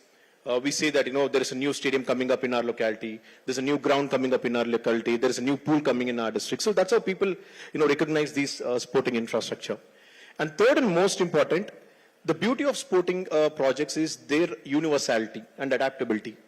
You spoke about Bharatiyar's a famous quote. Our vision is that how do you make every child come to a nearby ground and play? So at a village level, government of Tamil Nadu is looking at what we call as Namma Oor Vilayatadal, a small space where you can make the villagers, the kids particularly in the village, come and play. And from there, how do you create global sports city in Semanjari? How do you create international cricket stadium in Coimbatore? So the idea is sports infrastructure are demand driven, are universal in appeal, and are adaptable. So this drives our vision to create lasting and sustainable sporting infrastructures in the state. Could you just explain the synergy between sport and real estate? I'm just asking this because I've seen Karnataka, the neighboring state of Karnataka, where you have golf resorts being built, and there is an economy, a micro and a macro economy that's developing around it, right? Of course, there are challenges because you got to acquire land. Sometimes land could be agricultural land. It may not be commercial land. You got to convert it. There could be litigation, so you got to battle that. So what is the synergy between real estate and sport? I mean, how does it feed off each other? Before I speak of the synergy, let me throw some numbers, very interesting numbers. In fact, these numbers were crunched over the last 2 days. In fact, I was in for a shock. So, over the last 5 years, government of Tamil Nadu has spent close to, its sporting budget, sports department's budget, stands at around 1,945 crores in the last 5 years. To put that in perspective, in the first year in the last 5 years, the budget was only 166 crore. And in the next 4 years, it has jumped to 1,945 cumulatively. So from 166 crore annually, we are now speaking of 400, 500 crores annually. That's the kind of jump that we have seen. From a infrastructure creation point of view, we look at it 2 ways. One, you create new infra. You also retrofit. That was a word, I was hearing, in the sessions here. How do you retrofit the existing facilities and create modern facilities out of them so that you save money and everything else? So that budget has jumped 10 times in the last 5 years. So I would not hesitate to say that there's a sort of a silent sporting revolution, both in the sporting sector as well as in the sporting infrastructure happening in Tamil Nadu. I'll give few examples how it creates a synergy between sporting infrastructure and public spaces and real estate spaces. I was in Tenkasi a few days ago, a new district. A district sports complex has been announced in that district. We did not have much of a choice on choosing the land. It was a very challenging a bit of land that we got, some 10-15 acres, really thrown away very far from the district headquarters. But what we see today now is a brand new stadium, and one of the first remarks that the villagers told me is when I got down my car is, so thank you for bringing this project. It did help them from a real estate perspective. They've told me how the value of the land in that area, which was primarily agriculture driven, shot up 10 times thanks to one stadium that has come in a district like that. And we speak of global sports city that the government of Tamil Nadu has announced in Semanjeri. A lot of interest has come on that. We are about to start work in the next 2-3 months. And the beauty of the Semanjeri Global Sports City project, which is coming in Chennai, is spread. I mean, this is spread in across 120 acres of land. And this is the first, probably, the sports city in the entire country which will integrate water sports and regular sports. Semanjeri, you all know, has a lot of challenges with respect to drainage. So our consultants team found out a solution where we can tap the entire water flow in monsoon, in other times also, create a dedicated water sports facility and also create sporting facility. Then we speak of Coimbatore International Cricket Stadium, which attracted a lot of attention last year. We're about to go for a tender in the next few months. So in a very quiet and quaint place like Undipudur, which was open jail before, now we are coming up with a brand new cricket stadium, which I'm sure will create a lot of ripple effect in the entire area. I received a lot of calls on what is happening there, what are the facilities that we are bringing there. And in Ramanathapuram, a very interesting conversation happened just 2 days ago. We are coming up with India's first Olympic water sports academy, which will take care of your sailing, surfing, open water swimming, a lot of multiple sporting facilities, water sports facilities. So I remember a friend from the real estate, from a hospitality sector coming and asking me like, what is your vision for it? Because we want to come, bring a brand new facility there, hospitality, hotel there. So we want to understand what are you doing here. So these are just snapshots of what and how sporting infrastructure is changing the landscapes, is defining the landscapes. And most importantly, if you see the kind of examples I gave only one example from Chennai, rest all are from the hinterland. So as we speak, there are close to 200 civil infrastructure projects, both new and retrofitting, what we call O&M, happening in Tamil Nadu. Not many know about this. So that's the kind of scale we are looking at. And I'll go a step further ahead and say that there is not a single district in Tamil Nadu which doesn't have a sporting infrastructure project not happening as we speak. So that's the kind of impact we have seen in front of our own eyes, how the diverse sporting infra projects will be able to churn a lot of real estate ripples and boom around that area. It's interesting you mentioned Tenkasi. So can we assume that the sporting revolution is spreading beyond the Tier 1 cities and is going to Tier 2, Tier 3, and even the rural sector? Is that the way forward? In fact, one of the mandates when we started about this, revolution is that you have to look beyond metros.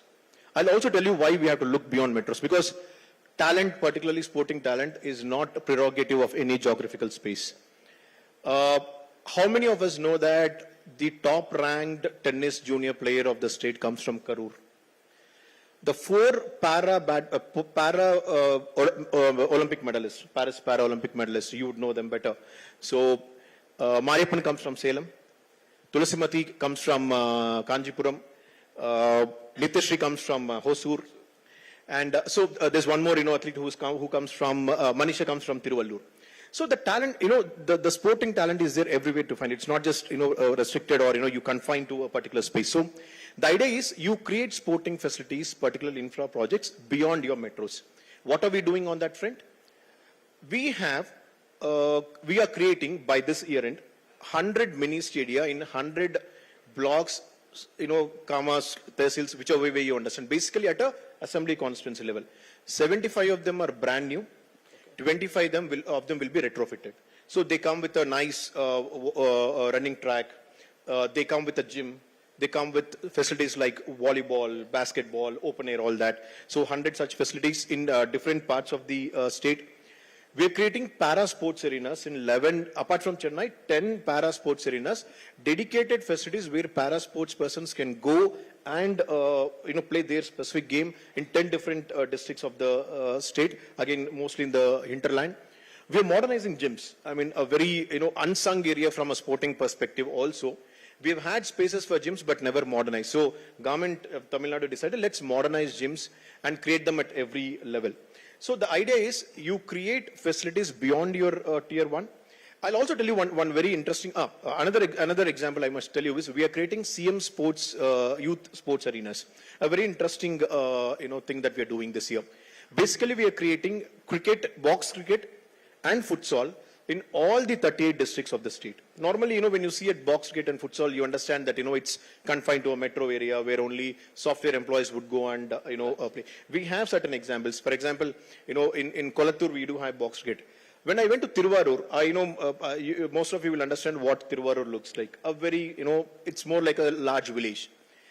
Just opposite our district sports complex, I found to my utter shock, some 7 to 8 youngsters coming together, pumping in some 70 lakhs, leased out a land, have come up with a brand new box cricket and futsal. And they have enlisted it on a third-party app. People can just, anyone can just book on it, go. They created a small cafe. In fact, that was a trigger for us to understand the sporting revolution in the state or in this country is real. A lot of people want sporting infrastructures in their geographical area. So the idea is you take this beyond metros, and that's where you get the real talent. And also, as I said, it'll be a big change to that particular geographical area. I just want to ask you, how do you deal with when you develop sporting infrastructure? On the flip side, you also have a chance of it being a white elephant. Like across the country, you've seen you build a big stadium for a particular event, maybe a national games or whatever, or a national games village, for instance in Bangalore. And then what happens? Hardly anyone uses the facility. It becomes idle. It becomes decrepit. And then you kind of lease it out for exhibitions, home loan exhibitions. Other events happen except sport, or a rock show happens. So how do you ensure that a sporting infrastructure kind of stays true to its roots? Okay, makes money through commercial endeavors, but it's also used for sports. In fact, Mr. Vijay, this is a very big challenge that sporting sector is facing today. How do you optimize your stadium? How do you put them to use? How do you make them commercially viable? And also ensure that they don't turn out to be white elephants, because quite a few initiatives have become white elephants, including where private sector have come in. That we can attribute it to poor planning also. I mean, we don't shy to say that. So that's where we understand the concept of, small is beautiful. And we look at sustainable solutions. We look at low cost solutions. And in fact, SDAT, I mean, though I'm a journalist, an IAS officer, probably in the last, 3 years, many of us in SDAT have become civil engineers thanks to the, kind of exposure we are getting in, these stadium. How do you design a stadium? What kind of facilities do you create? The first question that we pose to ourselves is, when I create this, how do I make it sustainable in the next 10 years? Because I need to put in, CapEx is one problem. Then you have OpEx. How do you run, the facilities? I'll give you some examples that we found, to be really working. For example, there was an announcement to create Chennai Olympic Academy. So normally the urge is to, when you call Chennai Olympic Academy, take some 20, 30 acres, build, big structures and, throw open to public. We found solution in a small, 3-storied building next to in Jawaharlal Nehru Stadium. This was being constructed for a different purpose. And then we realized, why don't we convert this space into an Olympic Academy? See, end of the day, our notion is when it's an academy or an Olympic academy, you look at some 34 acres, not required. You just look at a 3-storied building where in the ground floor, we now use it as high performance center for volleyball, basketball. In second floor, first floor, we use it for judo, taekwondo. In third floor, we have one of the finest, fencing centers, fencing training centers. In, top floor, we have the best, one of the best sports science institutes across, you can find anywhere in the country. We are putting our home of chess there. So basically in a very, very small building, just like any other building, we have created high performance centers for close to 7 to 8 Olympic disciplines. So that's the kind of solutions we are looking at. None of our district sports complex cost us more than 15 crore. There's always an urge to create, to announce, we are pumping in 100 crore or 50 crore. That's not the solution. And most importantly, in the mini stadia that I mentioned, all our mini stadia are worth rupees 3 crore. Okay. So we don't put, hundreds or tens of crores in it. In 3 crore, create a facility. The idea is you create a facility which will naturally attract, public to come there. Rather than, waiting, for them to come. You create a buzz that, there is a place, that has been created around us and let's go. Kolattur, I'll tell you a small example. Kolattur, we are creating mini stadium, which will be thrown open to public in the next 1 week by Honorable CM. When we were given the land was just measuring, which you won't believe, less than 1 acre. Precisely put 92 cents. In 92 cents of land, we were told to create mini stadium in Honorable Chief Minister's constituency. We looked at it this way. We thought, let's not, crib on that non-availability of land. What can we do in this linear bit of land which was being used as a dump yard before that? Now, as we speak, we have created a brand new pool there, a 25-meter, community pool, fully covered, and also some badminton courts based on local demand. So out of nowhere, this small piece of land has completely changed the dynamics of the space in Kolattur. So people are waiting, there have been queries as to when you'll open the pool, when will the badminton courts be thrown open to the public. And this costed us, not more than 7.5 crore. From a government perspective, very little. But the kind of impact that we're going to create, self-sustainable way we are going to create is huge. How significant is political will to back the development of sporting infrastructure? I'm asking this because I personally have seen in many cabinets, be it union or state, the sports ministry is an act of tokenism. It's almost like an afterthought, right? But here the deputy CM is the sports minister. Does it help? Does that help the kind of clout probably he has or the relevance he has in the ecosystem? Does it help in pushing files faster, getting land deals done? How does it work? Since as a bureaucrat, I cannot, speak, political answers. That's the reason I cleverly mentioned the, a meteoric rise in funding, in the last 5 years. And that rise in funding, which is, any sector, particularly sports sector, you need funds, you need money. That's the basic. You don't allocate funds to sectors like this, which are not revenue generating. For example, municipal bodies have ways to generate revenue. Sports doesn't have. Our tariffs are one of the lowest. If we raise tariffs, people will create, scene around it. So the only solution, if you're looking at sporting revolution in a very meaningful way, is to give enough funds to the department to create facilities and run the facilities. And whatever funds increase is because of the political will. That's also, there is a vision, on part of the political establishment to create facilities. To think of what a sports academy, Olympic academy in Ramnad, to give a fantastic, stadium in Tenkasi. So all this flows from that vision. So decisions are, quick. Finance department will clear the files very quickly. And we also have that obligation that we have to, get these projects done and, implement it very quickly. So political will, it could be at center or it could be at states, across the states. In fact, this is what we tell, in every conversation with Government of India and other states also. Our, dream for Olympics, our dream for Olympic medals will not happen unless you put a decent and meaningful money into the sporting sector. And, political, backup, political push will make a hell lot of difference to this sector. Could you say something about how you nurture sport at the grassroots level? Because when cricket was democratized, it was taken away. It does exist in the big cities, but it was taken away to the other centers like Ranchi. You had an MS Dhoni coming out of it, right? So when you democratize sport within Tamil Nadu to the grassroots level, how significant is something like a Champions Foundation? What does it do? So let me bid for our initiative here before, I answer this question. Tamil Nadu Champions Foundation, as Mr. Vijay Kumar, mentioned. A classic case of how public and private enterprises can come together. But budget funding we were speaking about, though I can get, funds for infrastructure, supporting, sports persons is a critical element. How do you support sports persons who will have little needs, sometimes 1 lakh rupees worth, equipment, sometimes 2 lakh worth tickets to go and, participate in a competition. No state in this country has got a dedicated budget for that unless you are a proven player. That's where Tamil Nadu Champions Foundation made all the magic. Brainchild of Honorable Deputy Chief Minister. In fact, the first check for the foundation came from Honorable CM. We invited corporate sectors. It's a registered company. We registered it as a company. We invited corporate sectors to, fund us. So this company has got some good, corpus. In fact, we'd love, any of you contributing, it to it. We have an online website where any sports person sitting across the state, they don't need to come and see me or my office. Just apply on it, tell your need, and requirement, and then we process it.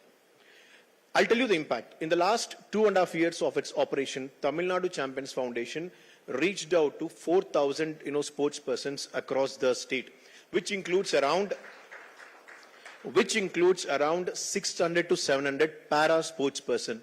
There is no state in this entire country which would have supported 700 para sports persons in the last 2.5 years. We gave everything that they asked for. They wanted to go for a competition, we supported them. They wanted equipment, cycles, legs, from spikes worth 20,000 rupees to a budding athlete, to a cycle which was worth around 15 lakh rupees to a young cyclist coming from Kovilpatti. We have funded it all. So the reason is, we strongly believe, as you rightly said, talent is found everywhere. And amongst many other initiatives, we are also doing Chief Minister's Trophy Games, which is our flagship event to unearth talent. We conduct competitions every year at district level and then bring to the state level. You'll be surprised to know at the state level around we host 30,000 sports persons spread over 25 days. Your Olympics, host only some 5,000 to 7,000. We host 30,000. We bring them in buses from their districts, put them in a hotel, transport them to a sporting facility, give them food and send them back. All with one agenda: how do you unearth talent at the grassroots level? The result, just one example. Tulasimati Murugesan, a shining example of para badminton silver medalist at Paris Olympics, comes from Kanchipuram. Father was a small-time coach. Her first, badminton racket came when she bought a Boost, because Boost gives a badminton racket free. And her every year inspiration to participate in competitions was CM's trophy, because she is 8-time undefeated CM trophy para badminton champion. And from there, she is now a Paralympic silver medalist. So that's the kind of talent you have, in the grassroots. All that you need to do is to create a platform, and we are very proud that through CM Trophy Games and multiple other channels, we have successfully created that platform every year. So the message from the big man here to all the real estate biggies here is that please open your CSR purses a bit more liberally for sport. What would you prefer from them, from the real estate sector? I mean, it could be a small apartment too, but what do you expect from them vis-a-vis a sport? Sports is a community asset. I mean, it doesn't belong to SDAT, it doesn't belong to government of Tamil Nadu, end of the day. It's something that drives our wellness. And I think it's important that we drive more and more children into sports, given the kind of other attractions that they're getting into these days.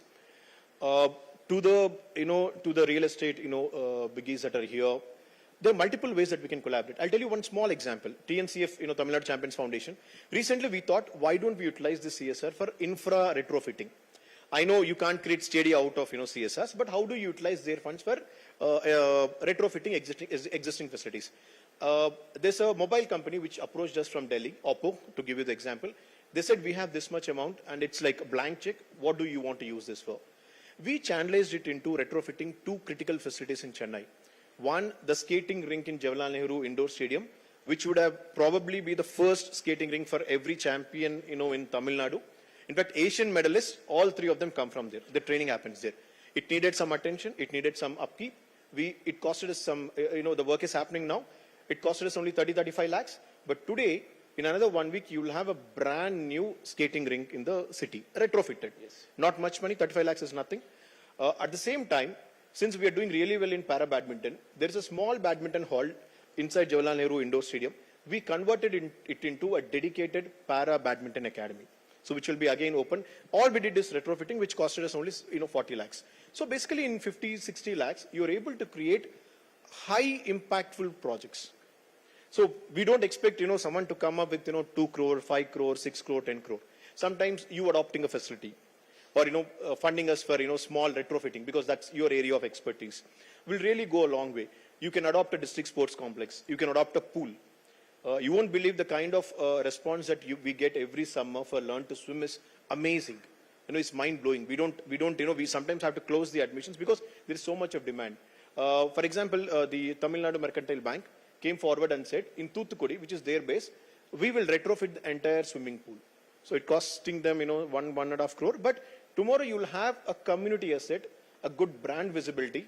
Look at the skating ring, hundreds of kids come there daily and, there is a brand, available to see on a daily basis for just 35 lakh rupees. So the idea is, it could be any amount, but we are here to take that amount and channelize into a very, very meaningful project or a idea. One last question. I mean, do you think all these initiatives from you and your team, has sport become broad-based in Tamil Nadu? Because the usual cliche with Tamil Nadu is that, okay, Tamil Nadu is damn good in cricket, Tamil Nadu is damn good in chess. Of course, you had tennis earlier, you had the Krishnans and the Amritraj earlier. But has Tamil Nadu become a broad-based state for sport? Absolutely. I mean, I must credit this to the government's post, in post-independent India, particularly in the last 2-3 decades, for whom sports was always a pet, priority, subject. Many chief ministers of the state were extreme sport lovers, and that helped in broad basing. Beyond cricket, you take chess. Out of some 80 grandmasters of the country, 35 come from this state, which is a record of sorts. You take cycling. All we did was to revamp and re-put in use one of our velodromes in Vandalur. In Khelo India 2024, which happened in Tamil Nadu, we became the overall champion in cycling. Fencing, the only Olympian from India comes from this city, supported by SDAT. Tennis, we are doing really well in boys and girls. Badminton, we are doing really well. Para sports requires no introduction. In para athletics and para badminton, we are consistent one, and para athletics across the country, we are consistently second. Athletics is another shining, spot. Kerala used to dominate, but now it's completely the competition is only between Haryana and Tamil Nadu. We have been, national winners multiple times. Many in 4x400 at Olympics. Out of the 4, in both men and women, either 3 or 2 come from Tamil Nadu, and they come from, very, very, rural areas. Table tennis, we know how impactful table tennis is. We have emerged as a table tennis Khelo India winners, champion last year after 25 years. We became swimming men's in the podium. We finished in the national games after 28 long years. So I can proudly say that, thanks to multiple initiatives that we are taking and several other private bodies are taking, there's a sort of a revolution happening in sports in this state across, various sporting disciplines, and we are really glad for that. We always think about sport as just about sweat and athleticism and, elasticity of the limbs. But there's a lot of thinking and analysis that goes beyond sport. I mean, whatever he's spoken so far, he's just made these enormous amount of notes, tiny notes, and it's attention to detail. I mean, that's what matters in sport. I mean, you need the infrastructure, you need the planning. Hats off to what you're doing. The floor is open for a couple of questions. Keep the questions brief. Don't make statements. Just one question per person. Gentlemen, you. Sir, mic le pesna, sir. Mic le pesna. I'm very proud of Mr. Reddy because an IAS officer devoting his time and effort for sports development is fantastic. Thank you, sir. Okay, and so one thing, you are spending a lot of energy and effort in developing infrastructure in sports, but developing the sportsmen, already they have talent, but still never to get land up in frustration when they lose. For that right attitude and for continuous development of that positive thinking, you are doing any effort, sir? See, the only way you can put a sports person in a positive frame of mind is to fund them. I know it is speaking in money terms, but for me that alone matters. As a sports person, I can face anything, but the only thing that will cripple me is my inability to fund my training or my rehabilitation. So that's where we have taken a lot of initiatives. I mentioned about Tamil Nadu Champions Foundation, and most importantly, across 3 various schemes called Elite, MIMS, and CDS, Government of Tamil Nadu supports 400 budding players and elite players every year. If you're an elite player, you're given 30 lakh rupees per annum. If you're a MIMS category 2 level player, you're given 12 lakhs per annum. And you're a budding athlete under 20, you're given 4 lakh rupees per annum. The idea is, I mean, you have a need. We are here to, reach out to you. That's the kind of, message that we give. And we're also investing heavily on sports science. We have a brand new sports science center. So we reach out to these players, on a psychological level, and we fund their rehabilitation. There was a budding, a very good player who had to do a surgery in Qatar. just on a WhatsApp sent a message, applied in Tamil Nadu Champions Foundation, and a surgery costing 8 to 10 lakhs. DCM approved, in flat 30 seconds and said we are funding the surgery, and the boy is now recuperating. So this is just one example. The idea is, you have a need, and you have that ability, and you have a potential. SDAT is there to stand by you and, make you win. One more question, please. Anyone? Yeah. Yes, sir. Someone with the mic. Hello, good evening, sir. I appreciate for your considerable efforts. I want to inquire if there is any government scheme to promote our traditional games like kabaddi, adi murai, martial arts, kho, all these things. Do you have anything for that? Traditional games, silambam, kho, kabaddi, there are kalari, martial arts, multiple martial arts are native to our land, and they always remain our priority. For example, we are the only state which has got a working, job reservation scheme for sports persons in the entire country. And I forgot to tell in my thing. Someone wins a World Cup, you call them and say, I'll make you a DSP and deputy collector. That's a different story. But how do you reach out to, players beyond your star players, and based on their national performance or Asian performance, how do you give them a job?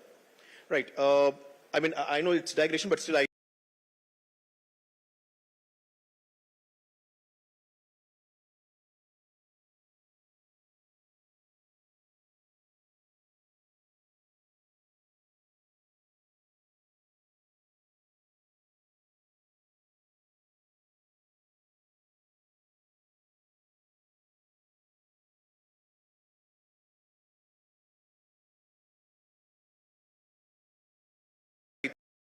are part of CM Trophy. In fact, we put them on live. You should see the kind of craze and madness with which, these kids, school and college play kabaddi and all. One of the biggest witnessed matches. We have opened a dedicated martial arts training center in Nagarkoil, because that particular area is extremely known for its, various traditional arts center with a very minimal, budgeting. We've opened a martial arts center, given a good coach there. We're doing really well in other, games also. I don't know how many of you know that there is a game called Malarkam. And Villupuram is the breeding ground for Malarkam talent in this, state. Coming from Villupuram with very, very basic facilities, our kids have won medals in Khelo India National Games. Right, coming from a very, very small facility. So what did we do? We opened a hostel for Malarkam last year. So you have a talent, we take it. And yoga.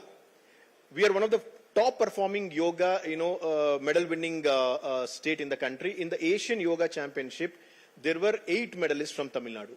So the idea is we reach out to all of them, and all these, traditional games attract high cash incentives. I'll end with just one example. Carom, game which is loved, by everyone. The fact that the world champion comes from North Chennai, a 20-year-old girl called Kazima. She was funded to go to US by Tamil Nadu Champions Foundation. They came to us with a request. The fund was 1.5 lakh. A daughter of an auto driver. Her father is himself a carom coach. You should go and see that facility. In less than, half this space with no proper cover, there's a world champion that has come from that facility. And what did government of Tamil Nadu do? It gave a cash incentive of 1 crore rupees to Kazima. And there were 2 other players who come from, Madurai and all, who won medals in the same competition, were given 50 lakhs each. So that's the kind of, support that we give. We go beyond regular sports, and we also cover these, native sports and traditional sports. Thank you very much. We're completely out of time. Thank you so much, Meghnath. Absolute pleasure.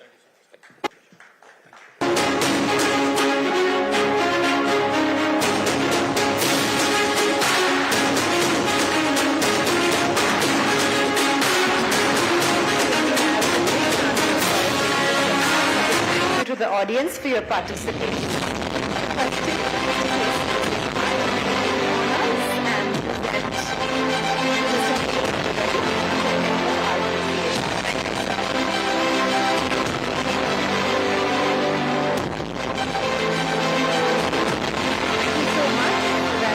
Very energetic conversation.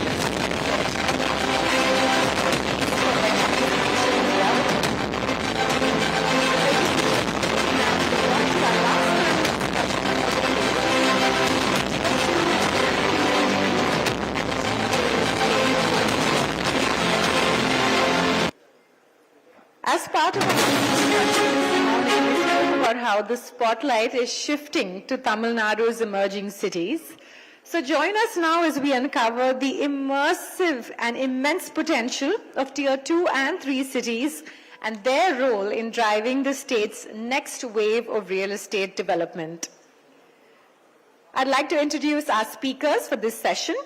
We have V.S. Sridhar, the Executive Managing Director at Cushman & Wakefield, Chennai, who oversees office business profit and loss for Tamil Nadu, Kerala, and Sri Lanka. With over 25 years in real estate, he is a pioneer of professional advisory in Chennai, leading transaction strategy, occupier services, investment advisory, project and facility management. He manages a 30-person team and advises corporates on asset monetization, relocations, and large leases, having led transactions totaling about 7 million square feet in South India, including Chennai's largest 2021 land sale.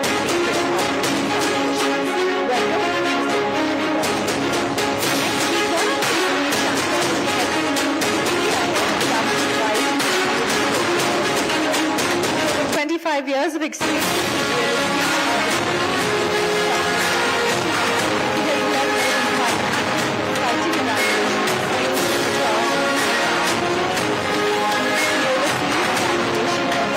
And government advisory services, 75 plus professionals.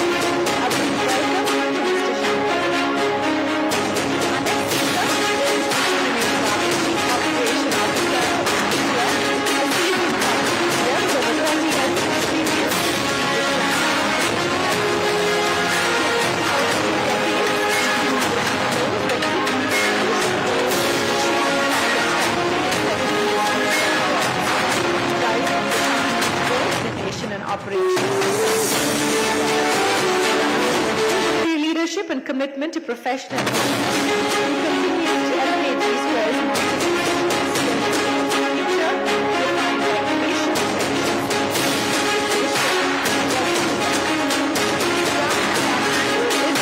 Vignesh, the Managing Director of Sri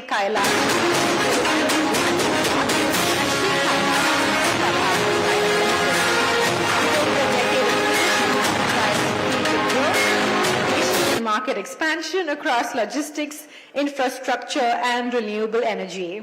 Under his direction and leadership, the group has achieved 500 crore rupees in revenue, developed 4 million square foot of real estate, and leased 2.5 million square foot across major cities. His leadership combines vision and execution.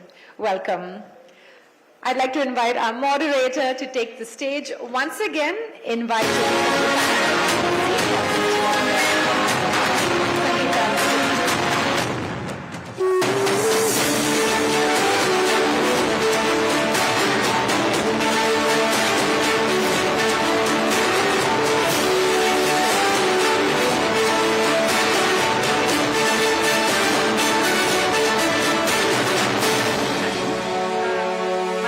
question is directed specifically to two people here, which is Sridhar and Vignesh. So whoever wants to. The Tamil Nadu's warehousing policy is expected to be rolled out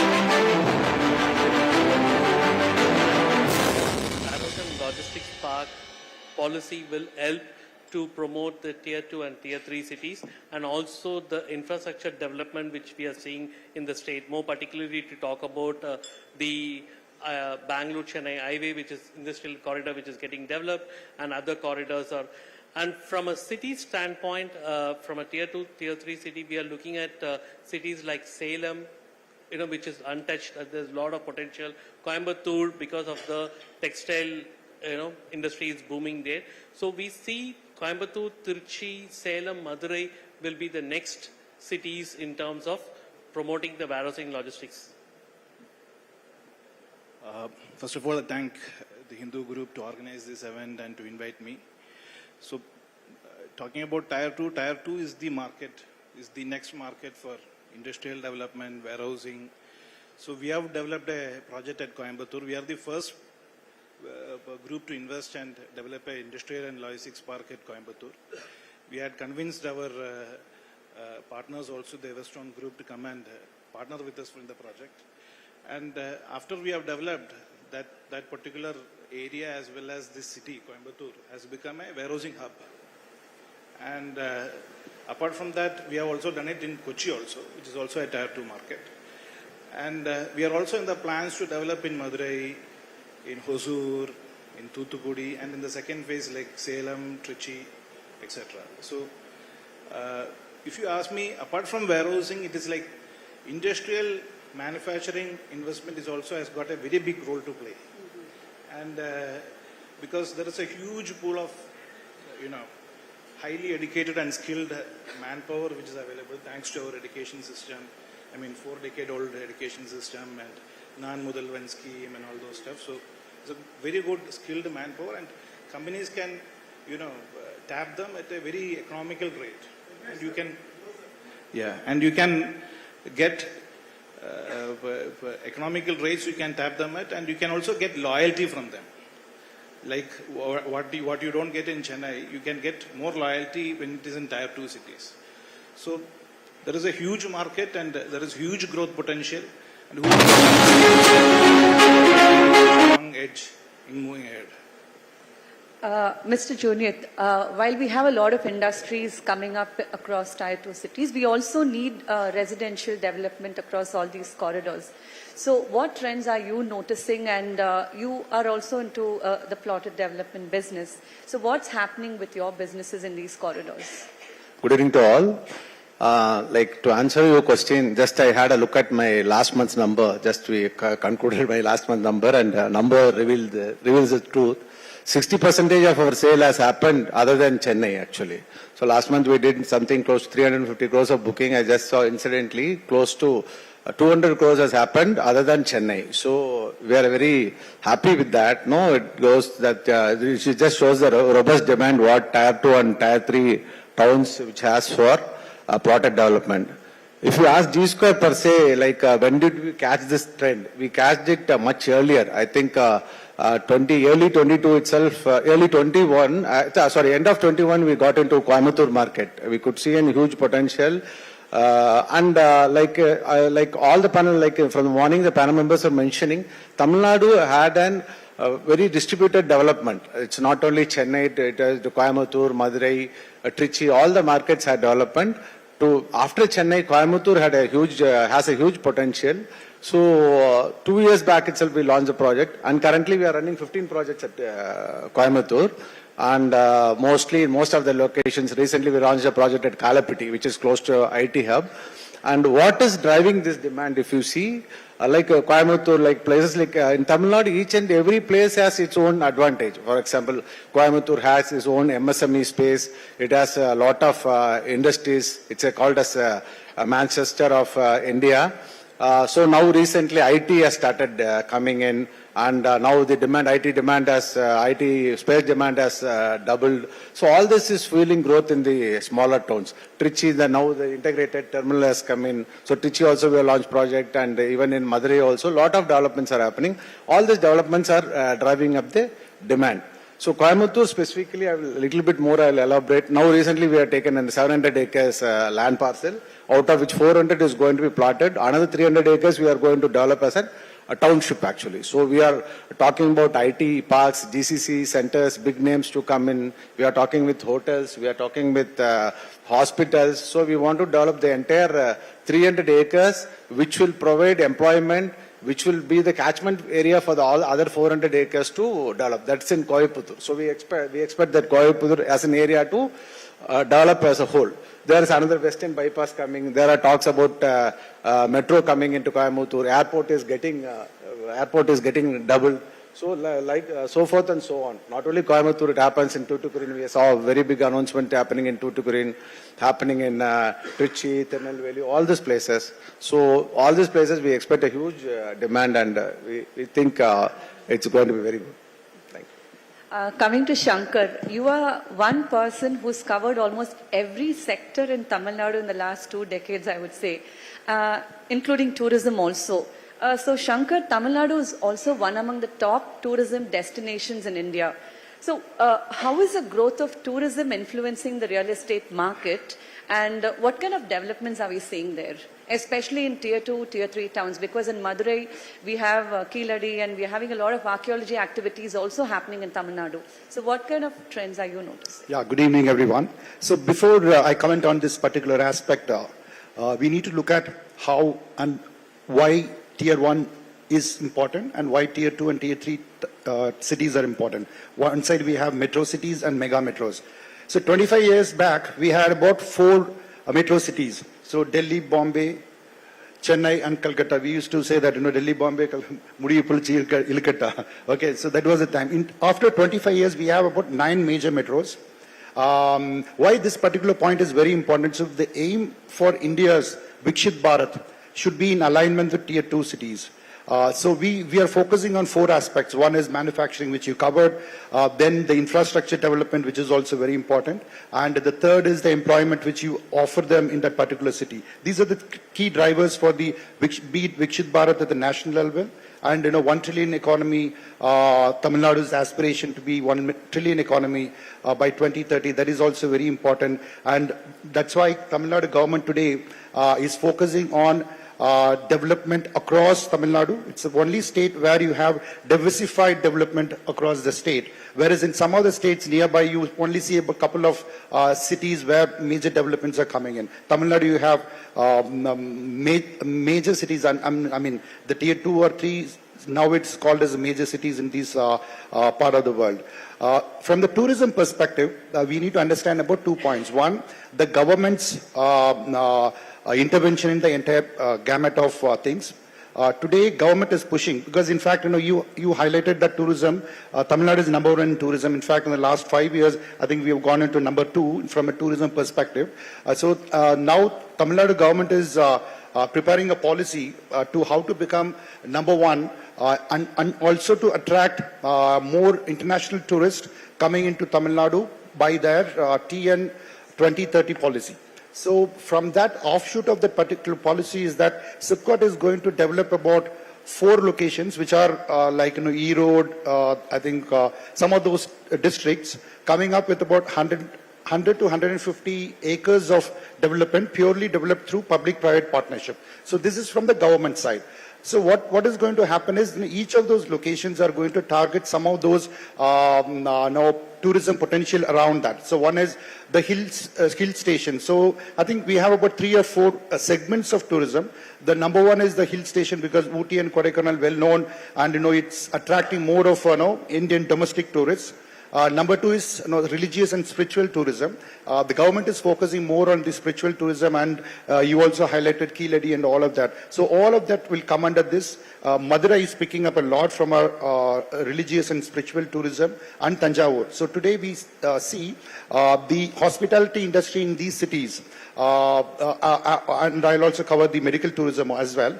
Apart from Chennai, medical tourism is also picking up in some of the smaller towns around Chennai as well as in Coimbatore region. So there are 3 components. The 3 components, the real estate perspective, the asset classes in hospitality is changing. So you had earlier, you had the 5-star hotels and the local mini lodges and all that stuff. Now we are looking at more boutique hotels coming in, homestays are increasing a lot, and developers are coming up with a lot of developments with hospitality and retail as a destination. So the creation of destinations in these locations, in these pockets are very important, which government is one side is doing, the developers the other side also looking at. And of course, once the tourism industry is triggering the economy of that particular city, you would see the residential picking up, people will migrate, and a lot of employment would come in, and it's a cycle. So I see a huge potential. While Tamil Nadu is number 2 now, but I'm very sure that it will reach number 1 position, and we have a huge amount of tourist locations which can attract investments to this particular state. Thank you. This question is for all 4 of you. So a few days ago, TCS made an announcement that it would hive off almost 12,000 of its workforce across all sectors. So I just wanted to understand, the IT sector is a major consumer when it comes to the real estate sector. So will this have any impact on the real estate sector, especially in Tier 2, Tier 3 towns? Okay, I think before we move into this question, I think we also looking at, instead of calling Tier 2, Tier 3 cities, I think we should also start talking about emerging cities. I think that's very important. I think these cities are now well developed. It's no more a Tier 2, Tier 3 city. Like what Shankar had mentioned, about 2 decades back, Chennai used to be the Tier 2 city in our real estate thing, but now it's one of the important metro cities. Though it has been a metro city earlier, from a real estate standpoint, it used to be known as a Tier 2 cities, which is now emerged as top 5, 6 cities in the country. Similarly, the other cities also we need to start talking about emerging cities. Before I answer to your why TCS is laying off people, I think more importantly we need to look at it how other ITS firms and especially the GCC clients, Global Capabilities Centers, are hiring more people. In the last 12 to 18 months, clients like IBM, Capgemini, Amazon, all have gone, set up a youth centers in Coimbatore. Also, they are exploring other centers in Trichy and so on. So there's a huge demand moving into the Tier 2, Tier 3 cities. It's purely because of the talent availability today in the market and closer to the hometowns, which also boils down to the point what Vignesh was saying in terms of retention. Classic example, one of the large IT companies has got a base of about 7,500 people in Madurai, which is one of the largest IT firms in the country today, Indian IT firm. And there, the attrition rate, the center rate is mentioning about 6%. Overall, if you look at it, the attrition rate in the ITS sector, it's hovering between 30 to 35% in the last 3 to 4 years. But now, only for that center, the attrition rate is about 6 or 7%. Plus, they also do the same job and the same pay scale what other metro cities are paying for the same company. So that's the big thing.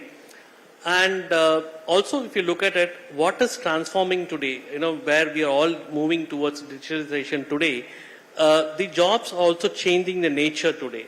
The developer, the IT developer or a program developer, now it has to be changed to a AI, ML and all the things. That is the narrative of the entire job is also changing. So that is the reason why we see a shift in the hiring pattern also. That could be one of the reasons. The same TCS is also hiring 4,000 people now on the AL and ML headcount. So that's where the challenge. And also the company is also looking at today, because their demand is from the clients in terms of their bench strength is also reducing. So that is all happening. That is one of the reasons why we see other end people are hiring more. Yeah, just no, I think Sridhar has said it all. I want to add a couple of points here. The entire thing triggered, the IT the story in any of those Indian cities started with government intervention. First Tidal Park came in and its rest is history. Now, Tamil Nadu government has already done about 4 or 5 tidal parks across Tamil Nadu. Each district headquarter would have a tidal park. And again, another 6 are going to come in. And we are advising many of them. So the point here is that that is going to become a triggering point. And today occupiers are expanding, wanting to expand into the emerging cities. And because talent is available today, Sridhar also highlighted about Madurai, the 6% attrition rate. That's very, very important. So we were in a event couple of weeks back, the Madurai vision I was highlighting to you. So one of the findings is similar to what Sridhar was highlighting. The other one is that we had a chat with a group of youngsters over there, and they were saying that they were working in Bangalore, so now everybody's moved into Madurai because they have an opportunity to work at these new outlets which are there in Madurai. So one is talent, retaining the talent at that particular city. Then it becomes more affordable for them because they are there at their hometowns, nearby hometowns and all that. And connectivity is also pretty much there. Whereas, in cities, in major cities, the kind of, exposure, the connectivity, the time taken is all there. Another one important aspect here is that while we have all of these emerging cities coming up with large IT parks, catering to the employment over there, but the social infrastructure, one of the key findings which we did is whether we have the adequate social infrastructure. While the attrition rate in these two emerging cities are very low, we anticipate in few years' time, when you don't provide a kind of a social infrastructure, the attrition rate might go up because of the Gen Zs coming in and Gen Alpha were going to come in. So I think the kind of social infrastructure which we provide along with the IT development is very important. That's why I think we foresee in future IT parks are going to come up with not the IT parks which we've been seeing in the last 2 decades. I think the transformation of IT parks from a design perspective and the employees acceptance towards the building design and all of those new elements are going to come in. I think this is the trend which we are going to witness in the emerging cities, Singh. Since you mentioned about TCS, last week, again, before this news, there was a news in Economic Times which says that TCS is going to expand its facilities, and specifically they mentioned Coimbator's name also. So based on the news, we went and met the TCS top-notch people, and they are very much on in terms of expanding their footprint, and they are planning to put a big facility at Coimbatore. That plan is there. Actually, they are also focusing on Tier 2 and Tier 3 towns in a big way. They feel that the affordability, the cost of the land, availability of the talent and all that is much better, so they wanted to open up. I think attrition and layoffs are part of software industry, but at the same time with the AI coming in, a little bit of reskilling has to happen. I think states like Tamil Nadu is much poised to handle that kind of scenario because with the available engineering colleges and all that, I think slowly that alteration will happen, and I think this scenario will change. Vignesh. I have not developed a IT park as such, but what I have heard from the market is that the tidal parks that the government is developing across Tamil Nadu, it is seeing huge demand coming in. And as I would like to reiterate, an ordinary engineer is in a Tier 2 and Tier 3 cities is going for very menial jobs, and they are getting very menial paychecks. And if a proper IT company can come and set up shop in Tier 2 cities, it is a good contribution to the society, as well as they can also go for a, tap into the economical rate at which they can acquire talent. So that is it. Thank you so much, Just one Vignesh. last point, Sangeeta, just since Shankar, this is a very valid point, which has been a big blocker for Chennai itself, social infrastructure, which is what Shankar had touched upon. I think even today, when we go into the global pictures with the clients, the one big question is, what's the story on social infrastructure in Chennai? So what should the government do? If you could, all of you could give your recommendations on this. Sorry, before that I will just complete this. So now, I think today, I don't know how many of you went to Coimbatore. Coimbatore has changed the entire landscape today from a social infrastructure. Be it, good restaurants, be it education. Education is known for Coimbatore. Even we have a couple of international schools there. So the infrastructure is much higher today. That will enable other asset classes like retail and residential and so on. Okay. So you want to know what is So I think key, very important is, Sridhar, apart from the points, which Sridhar highlighted, it's very important to have the entertainment, the pop culture. I think we've been requesting the government a lot on this particular, I think, how to, have some relaxation in the rules, which is set in this particular state. They are working out something along ECR. So some restrictions going to be removed along ECR. So ECR is going to be an entertainment destination. So I think they're going to try. So if they can replicate across multiple cities in Tamil Nadu, then this thing is solved. So that is a major thing. I think food and beverages is the key. I think even the Koreans, they want more of golfing and sporting golfing. Yes, activities exactly. Yes, and all yes. those things. Yeah. Mr. Junit, your views on this? What kind of infrastructure should come into? Yeah, like other than this entertainment, I think whatever you announced, I think the speed at those things has to happen quickly. Like the delay in the Greenfield Airport, what has happened in Chennai has costed us dearly. Now we are, I think, we are gone to the 5th place in India. Bangalore has overtaken us and all that. So whatever is announced, either like metro rail or the stadium which is going to come in Ondipudur, whatever is there, the execution has to be much faster. I think because already we are in a sweet spot. We have education institutions, we have medical institutions, hospitals, all that is there. So we can bring in all that, the last mile connectivity, but the other basic required infrastructure much quicker. The execution, I think that will drive the growth story faster. I think social infrastructure has got a very, very important role to play.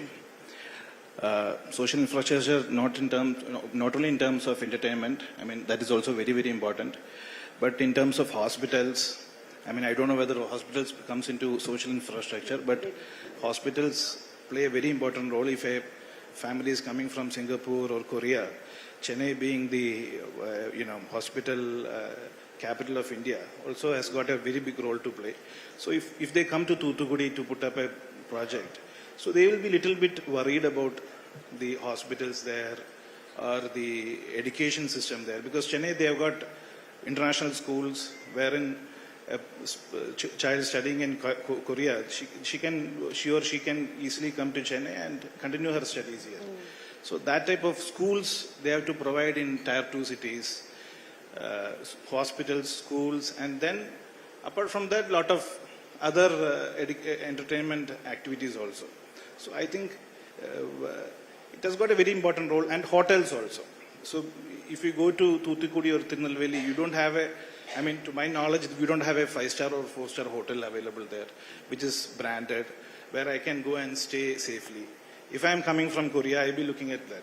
So if I am coming from some other parts of the world, I will be looking at a good brand to stay in.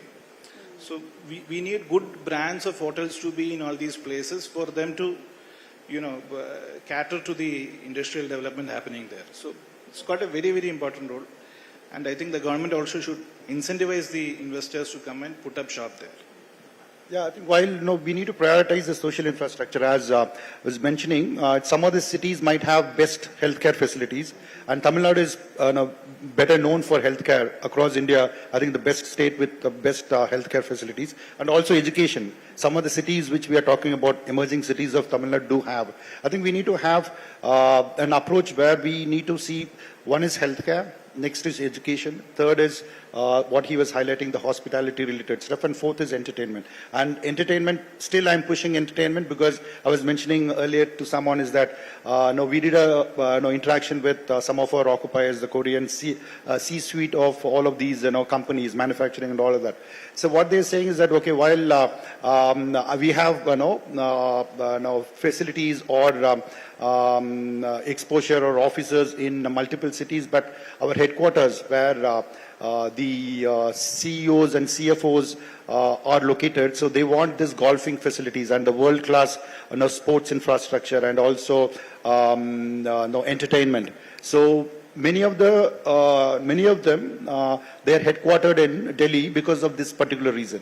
While they might be traveling every week, but still their headquarters is there. They don't have any no facility over there, but still headquarters is in Delhi because they provide good amount of golfing facility, and also Gurgaon is thriving because of this entertainment angle. So I think this is very important. As I mentioned earlier, the government is looking at it because we from, I represent CII also, so we pushed it very hard, and they have a buy-in. I think in this forum also, when you submit a report to the government, please push this forward. I think another point which I am highlighting is branding. Today, Tamil Nadu and Chennai, Chennai used to be like, as Sridhar was saying, that we used to be at the top. Now you see Bangalore overtaken us in the last 2 decades. Pune, for some extent Hyderabad also. So branding is very important, and guidance is working towards a lot in this particular branding, not only for Chennai but other cities. And I think yesterday they had one in Thoothukudi, investors meet and all that. So that is really what is needed at this point in time, because in India we have about 30 or 40 these emerging cities. In China, 30 years back, it was only about 10 or 20. In China, we have about 50 or 60. Chinese, the development and the economy boomed because of these emerging cities. So I think India is going to witness in the next 2 decades a lot of these cities coming up. I think Tamil Nadu is doing the right way. We missed on entertainment and we are missed on the branding. Now I think something is working on. So let's hope for the best. Thank you, Shankar. Another interesting destination in Tamil Nadu is Hosur. A lot of companies have been making investments there. Ola's made a very huge investment in that region, and this has led to a significant job creation also. So how is the housing demand being addressed in Hosur, and also what kind of urban planning initiatives are happening in Hosur region? And on the other side, Hosur also has a lot of congestion issues. It's on the national highway. So how are these things being addressed? I think I'll go first. Yeah. The Hosur in the last 5 years, we have seen a huge amount of investments going into Hosur because of this Bangalore, Chennai, highway, and also a lot of corridors being planned. As you highlighted, this is creating traffic congestion. Government is also having a city planning for Hosur, but still it is under progress. I think we need to witness more on how they are going to plan the entire city, because it's all haphazard development. Even the retail development, and the retail is picked up. You name any store in Chennai, you would see in Hosur also. The residential development is also haphazard. You don't have a dedicated plan, well-planned approach for Hosur. Maybe the private developers who are getting in there, I think it's very important for them to look at these parameters, where they want to position their development very close to the workplace, because a lot of manufacturing units are coming in after Ola setting up, huge demand from a lot of different asset classes. So it is very important, and I think the connectivity to Bangalore is also tremendous. And they're also planning for some metro connectivity from Bangalore and all that. So I think Tamil Nadu's intervention should be more towards Hosur. Again, as we speak, a lot of actions being taken on how to retain Hosur from this kind of development activities hindering the development. So I think we need to wait and watch for that. So two important things. One is it is going to grow higher. I think Hosur will might overseed Madurai from an economy perspective. So that's what in our recent study we did. So let us hope for the best. Sridhar, just to add up on, today I think Hosur is more looked at from a manufacturing location. It's like a EV destination of Tamil Nadu, but there is a huge potential which is untapped from a ITS standpoint also. Many years back, about 2 decades back, Sipcot was the first people to set up a IT park in Hosur, but unfortunately the market didn't support at that point in time. But now the market has revived today, the dynamics have changed today. I think the state has to plan it very well, more like a smart city planning should be there, structured way of development will help the city to grow, this particular Hosur, to move faster on that, and there's a huge potential is there still. apart from manufacturing IT, the retail will grow very well because, and as well as the residential sectors will do. Today, the residential sector is not looked up great because of the manufacturing setup. The moment you see the IT and other companies are moving in, the residential sector also will start working very well. Junit, your views on Hosur? Hosur, as I mentioned, it is actually the center part of the city or the town is choked actually. So a lot of unplanned development and all that. So we feel that development will happen towards that Bangalore road and all the outside it's on the periphery areas is what we are expecting to grow. And secondly, the talks about the new airport and which is going, if it is getting materialized, that will be a very good advantage for Hosur. So I think it's a good location. Currently we are not doing any project there, but we are looking for newer projects at Hosur. So Hosur, as of today, it is like an outer city of Bangalore, and a lot of industries are coming there because Tamil Nadu has got better policies, more clear regulations. So a lot of industries are coming. So we need to plan it out and do the urban planning proper, residential planning proper, because everything is getting mixed up. So there is a lot of housing near to industries and all those stuff. So I think the government needs to intervene and put it up. We also are looking for lands there to develop an industrial park. So I think the government should take more steps on that. Let's move on to Trichy now. So with Trichy's integration into the defense industrial corridor, what implications does this have for the commercial real estate sector, co-working spaces, hospitality demand? What kind of demand are we going to see here in the next 3 to 5 years? And Trichy also will have a lot of warehousing opportunities because of this corridor. And apart from that, there is also going to be a lot of demand for housing also there. So I would like to hear all your views on Trichy. From announcement of this particular park, I think what we see, there will be a lot of the R&D and engineering centers which will come. I think now people will start looking, private developers apart from government which is putting up their tidal park and so on. The private developers also will start looking at it now. If you look at it across India, all the large developers like occupier clients started looking at the emerging cities of Coimbatore, Kochi, and even the developer communities also started looking at the emerging cities in the state, at least about 15 or 20 cities to start with. So they will start putting their own, developments, commercial, residential, and so on. So that is one which is, Trichy is always got a great demand in terms of ITS spaces.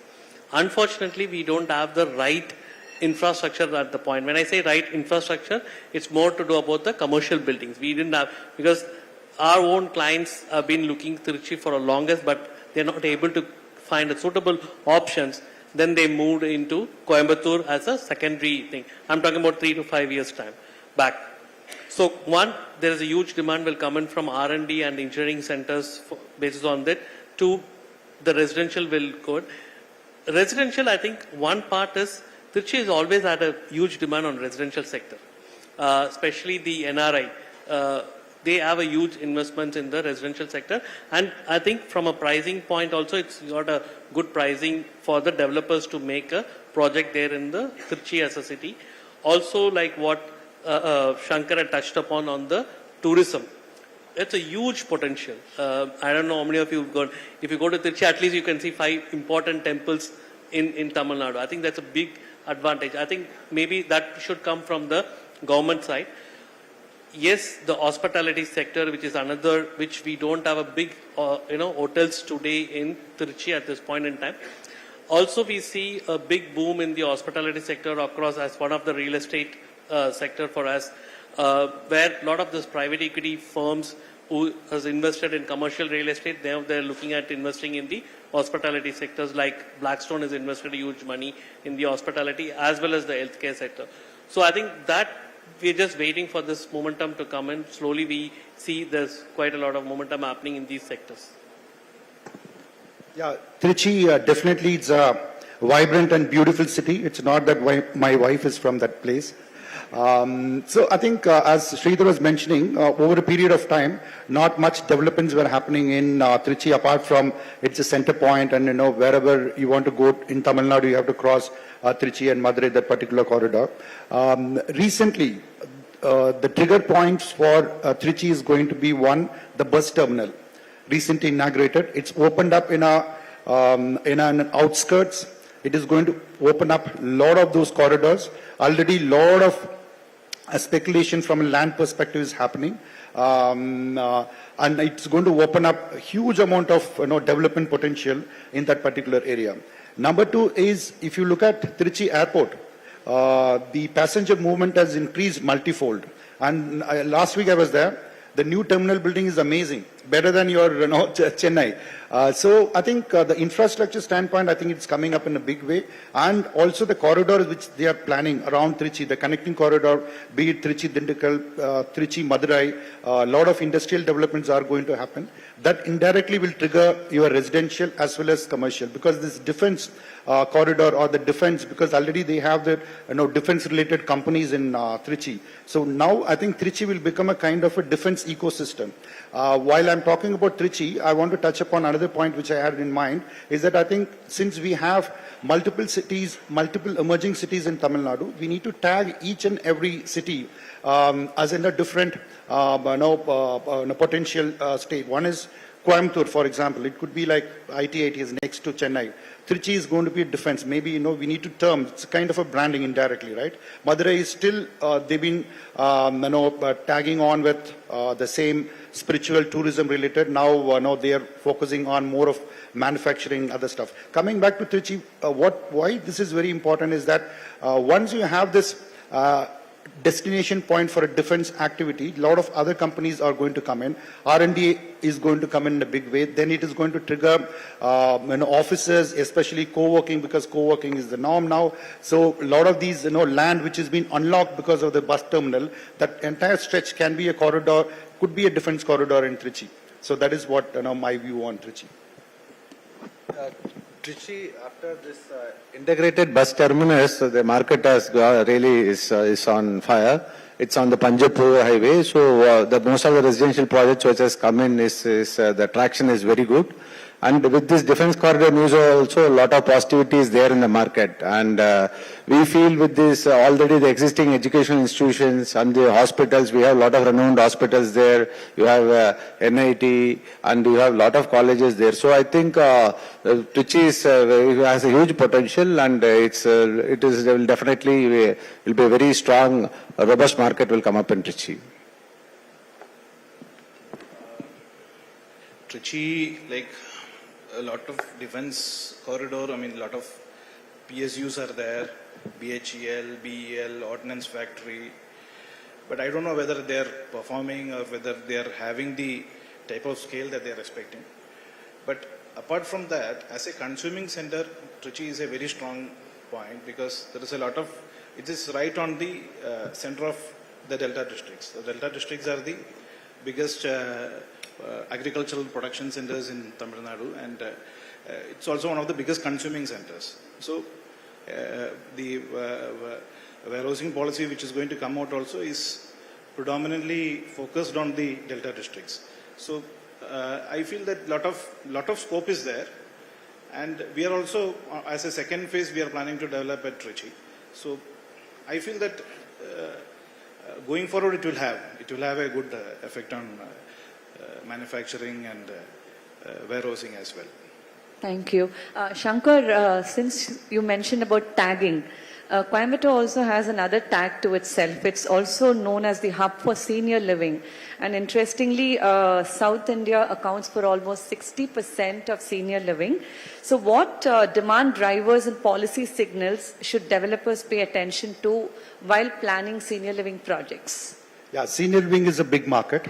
And Tamil Nadu, especially, Chennai and Coimbatore has benefited a lot out of this.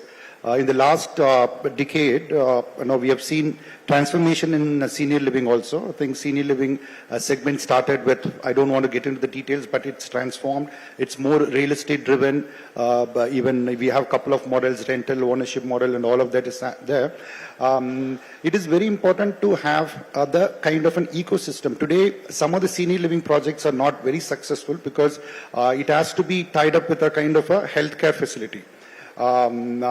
Some of these tier 2 cities, the emerging cities, can really offer this kind of senior living kind of developments. One is Coimbatore, which has already got a good amount of healthcare, because healthcare is very important. Why Coimbatore? And also pleasant weather compared to other cities. Maybe in other cities, wherever you have a good healthcare facility, senior living can be planned, because initially, the senior living target customers were only from Chennai, elite, people who have settled abroad and all of that. So now I think the next decade is going to be senior living as an asset class, not for the people who have gone out and for their parents. It's going to be for the people who are living there in every city. So now already we are witnessing many projects, a similar project aiming at senior living. So apart from Chennai, I feel that senior living related projects are going to come in other tier 2 cities. Trichy because of its connectivity, Coimbatore because of its healthcare facility, and Madurai because it's religious and spiritual kind of destination. Number 2 is from a government perspective. Government has already planned this. Healthcare is pushing a lot. There is a forum for senior living. So they have identified many support from the government. So that is being done. When compared to other states, Tamil Nadu is faring really well from that perspective, and we have enough support from the government. The second point is that on the incentives. So can we provide some kind of FSI incentives, like what we discussed for affordable housing? Can it be for senior living also? So that is one aspect which we've been now debating. The third aspect is when you develop a kind of an ecosystem along with healthcare, because healthcare has also become a now real estate asset. Healthcare and senior living. Now, what kind of there are, and I don't want to get into the nitty-gritties. From a design perspective and all of that, there are some challenges when you integrate both of them, and also challenges in developing healthcare. So that is also represented with the government. Some teething issues are there. So once that is solved, I think we are going to have a global destination for senior living also coming in, along with this medical tourism. Just wanted to add here, like it's getting into more, in our terminology, we call it as a matured asset. Today, commercial is a very matured asset in India. Industrial warehousing is a matured asset today in India. And I think the senior living now it's coming. And also what we are seeing a trend is like, about 5 years or 10 years back, we have seen residential with just an apartment, what we know. Today, people classify like residential into premium, luxury, super luxury. Similarly, we are seeing the same trend coming into senior living also, where we see a trend, people are moving from a basic needs to a luxury segment or a premium segment of senior living. That's the trend which we are seeing going forward. So does GSquare have any plans to get into the senior living segment? Yeah. Firstly, the senior living space, I think it's going to grow in a big way. The current trends like the nuclear family and the financial independence the retirees are having. So definitely they look for a separate place, and of all the places, I think Coimbatore has a huge potential because of the weather and also the connectivity and the medical facilities and all that. As far as GSquare plans are concerned, we are planning as a part of our township at Coimbatore, GSquare 7 Hill City. There is, as I explained to you, there is a 300 acres of land. So we are planning for a senior assisted living there. That plan is there. So, and not only there, overall, I think as a segment itself, we will start focusing on that, and I think that segment is bound to grow in a big way. So next we'll club Thoothukudi and Tirunelveli because neighboring districts. So a lot of activity around Thoothukudi also. The airport has been upgraded recently, and yesterday there were a lot of MOUs being signed. ISRO has also announced that they're coming out with their spaceport over there. A lot of defense and ISRO-related activities are going to happen there. So what's happening in Thoothukudi and what kind of real estate potential do you see there? And also Tirunelveli. Tirunelveli seems to be emerging as a startup hub. And after Chennai, Coimbatore and Trichy, Madurai, Tirunelveli is emerging as the next destination for startups also. So what's driving all this? Yeah, from a startup destination, I think if you look at it from a data standpoint, Tamil Nadu as a state ranks number 2 in the country from a startup. Last year alone, Tamil Nadu state has seen about 729 startup ecosystem which is built, and I think government of Tamil Nadu is also supporting big time in terms of setting up the startups.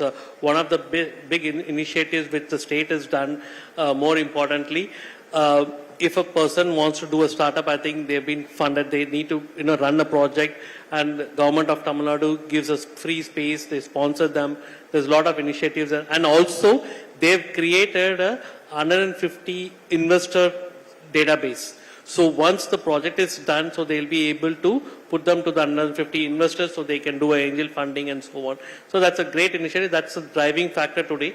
I think this will drive Tirunelveli as a city itself. And also from a Tuticorin standpoint, if you look at it, which has not been tapped for a longest time, because it's got an excellent seaport connectivity. I think that has not been tapped, and also the the wind power ecosystem which they have in Tuticorin. These are two things which not tapped at all. I think the government of Tamil Nadu now has taken a big initiative in terms of investing and creating the infrastructure around this. I think at the same we also need to look at it, how do we create, again we are coming back to the same point of social infrastructure. If social infrastructure is developed, for example, what Vignesh is saying in terms of hotels and other things, slowly the city will grow very fast. Yeah, Thoothukudi definitely huge potential with this government's intervention on 3 fronts. One is on the large land parcels being developed for windmill and non-renewable energy sources, renewable energy sources. Number 2 is, as I was mentioning earlier, one of the tourism development is also planned over there. And the third one is a lot of this EV related stuff is also happening. So I think if you want to tag Thoothukudi is going to be more of a sustainable city, more in a green city, and it's very important for us to identify, this also we represented to government, this Madurai-Thoothukudi corridor is going to be a game changer for next, because last 10 years we have seen this Chennai-Hosur doing a lot of stuff, right? So now Madurai-Thoothukudi, because we should not isolate Madurai alone and Thoothukudi alone and Tirunelveli alone. I think it is going to be more of a cluster development. Already announced that Madurai-Thoothukudi corridor is going to have a lot of these industrial developments. One recommendation from our side, what we have done is that it is very important to create satellite townships adjacent to Madurai, because Madurai's character is now more religious, spiritual and all of that. Thoothukudi is, as he was also mentioning, that infrastructure is very poor.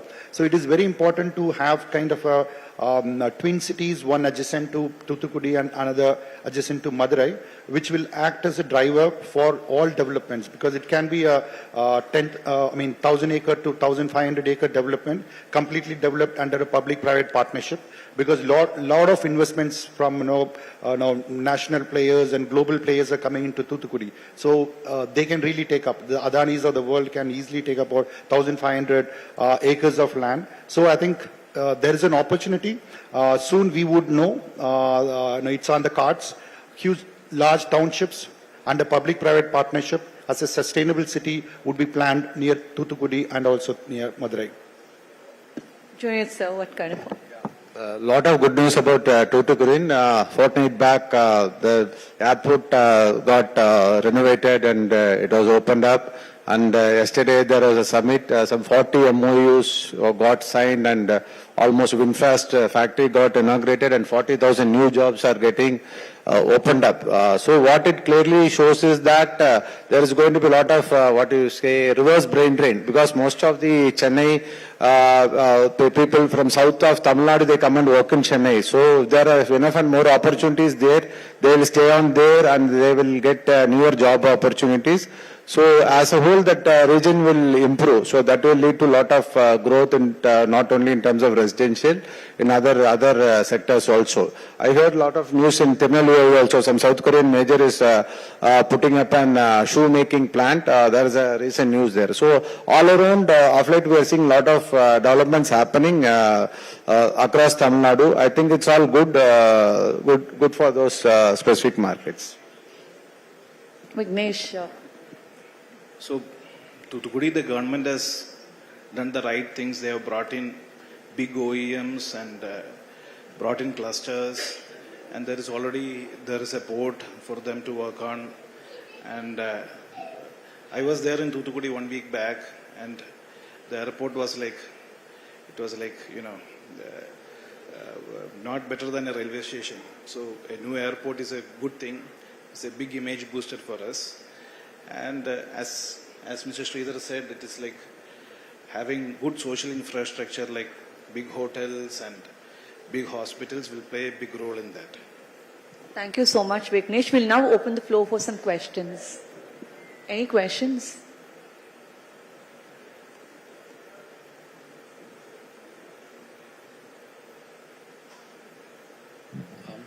Yeah, good evening. It's a good panel discussion. I'm Prabhu here.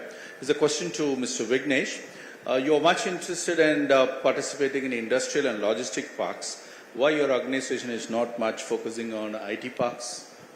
Is there any specific valid reason for that?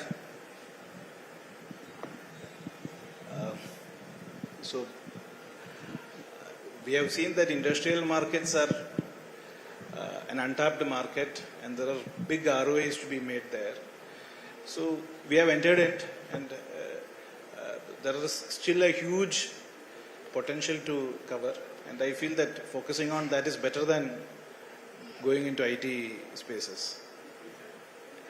In the future, we'll be open to it. Definitely we'll be open to it. And coming out with private IT parks will definitely boost up the IT industry.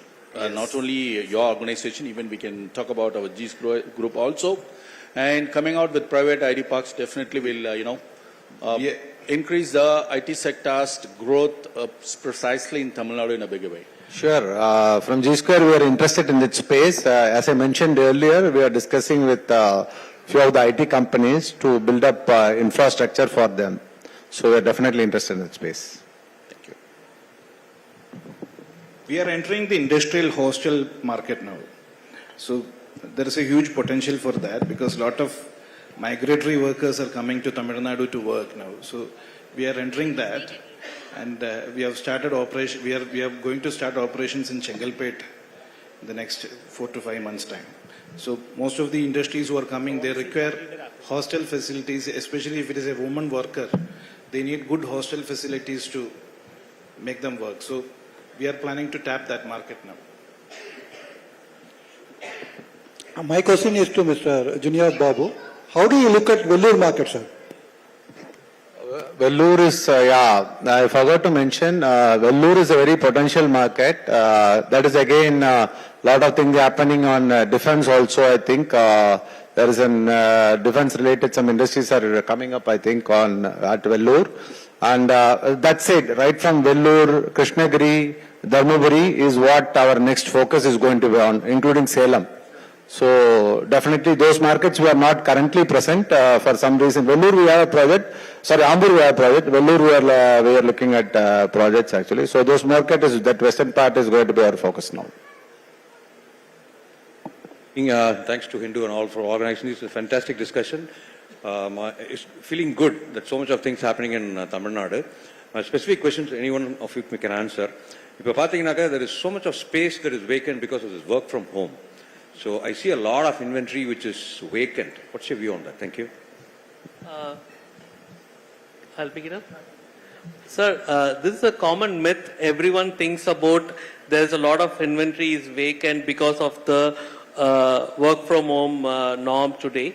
But there is a vice versa which is happening. Today, as we talk in Chennai alone, there is a shortage of supply from a commercial real estate standpoint.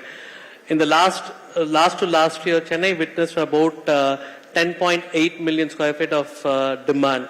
Last year, Chennai witnessed about 8.5 million square feet of a demand. The supply is getting short, and this year and next year, there will be a short supply of short supply of space in terms of commercial real estate. Also touch upon Coimbatore for a moment. Coimbatore today don't have a good quality space available in the Coimbatore market today. And because of this reason, the rentals also is jumped about 20 to 30%. Similar situation in cities like Madurai and Madurai and Trichy. These are the places. That's one of the reasons why Tamil Nadu government has come out with mini tidal parks in all the smaller cities, as well as they have come tidal park also. For example, tidal is come out in a place called Viluppuram. The moment it got completely it's leased out today. So there is a short supply not only in Tamil Nadu, across the country today. Shankar, would you like to add to it? Yeah, I think fully agree with Sridhar. In fact, all of these emerging cities which we are talking about, there's no supply. And whenever they launched this tidal park, they opened it, I think within 1 month, it's completely occupied and taken up. Space is not there. So it's a myth.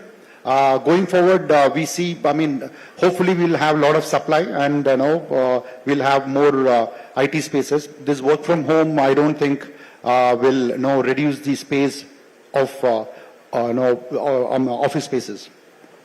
We'll just take 2 more questions. Sankit, I'll just clear. So one more thing, even though we are not there in the space to support their argument, when we checked out the data for this thing on Coimbatore, the vacancy rate is as low as 5%. So that is what even the data shows.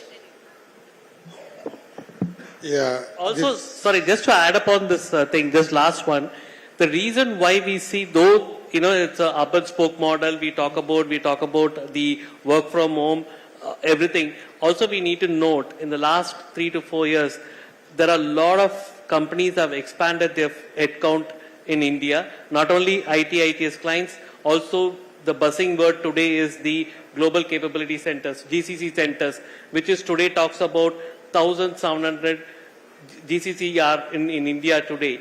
And when they talk about that, it's not only 1,700, they also look at expanding in other cities also, which is about 2,000 units today across India. So this is what the expansion we are seeing in the office segment.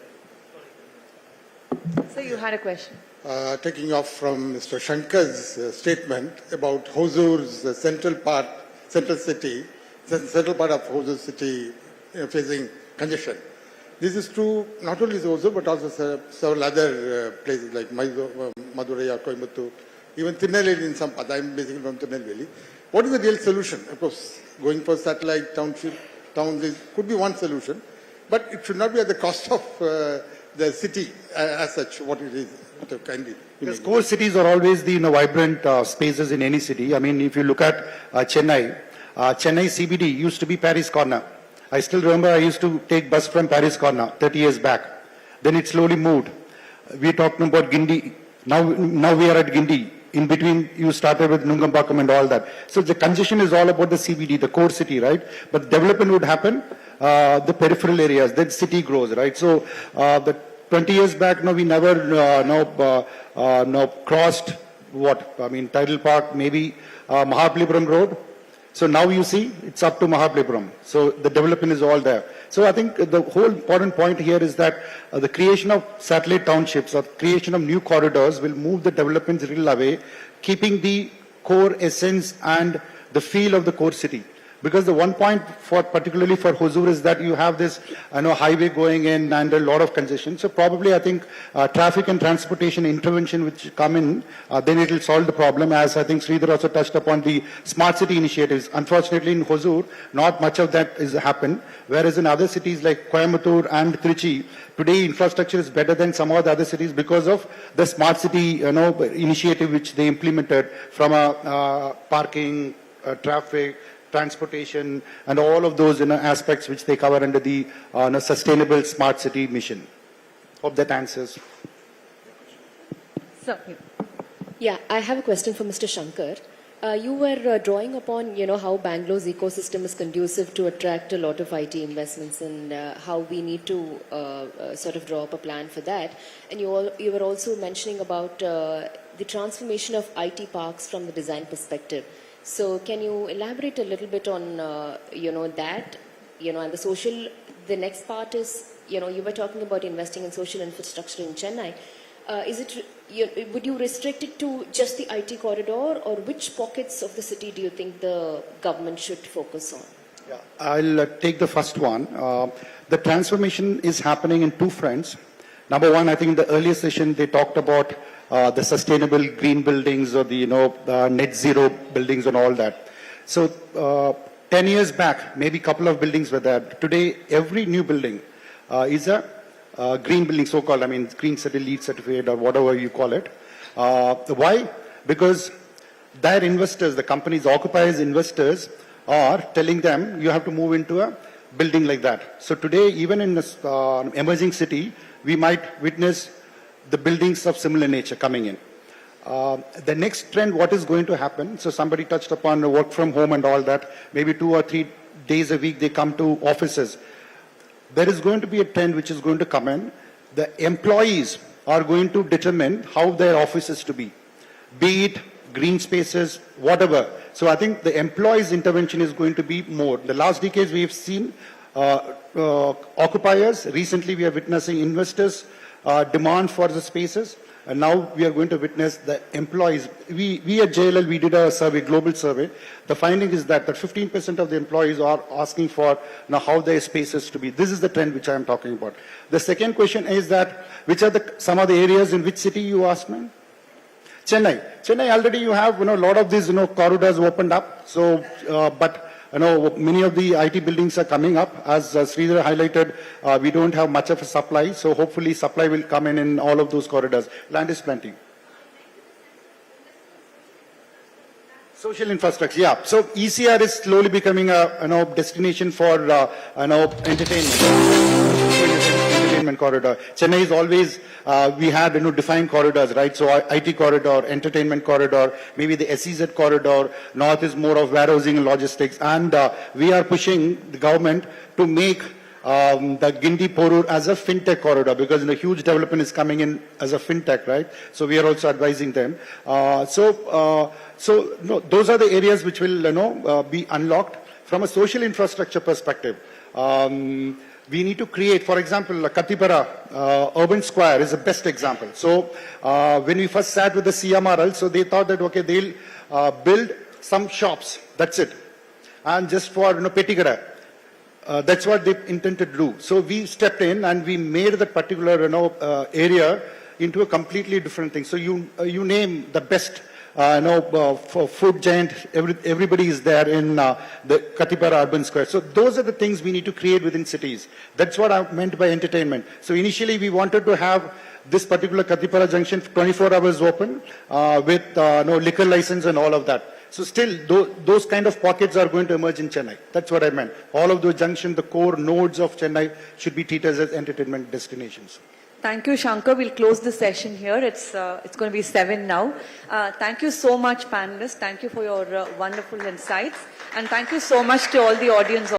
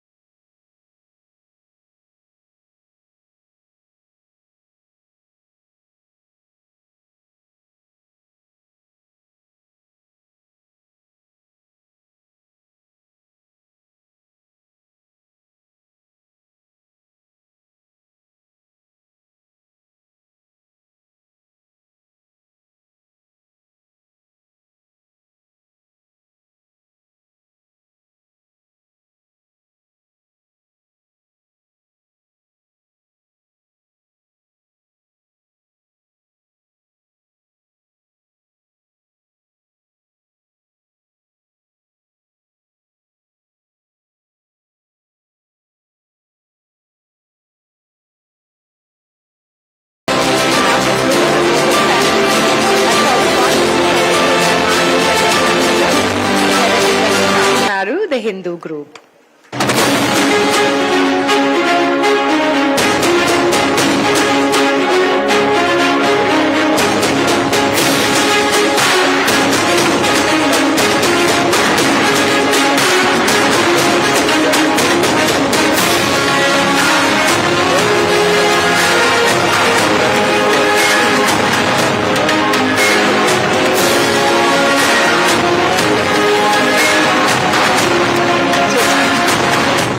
Casagrand.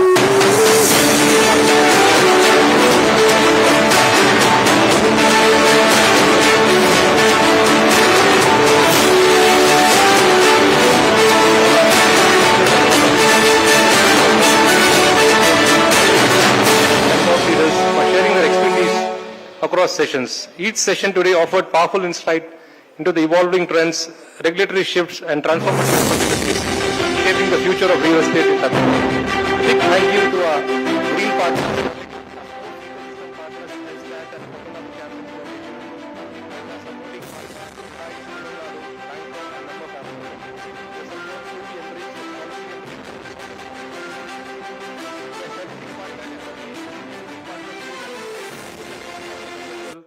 We appreciate your valuable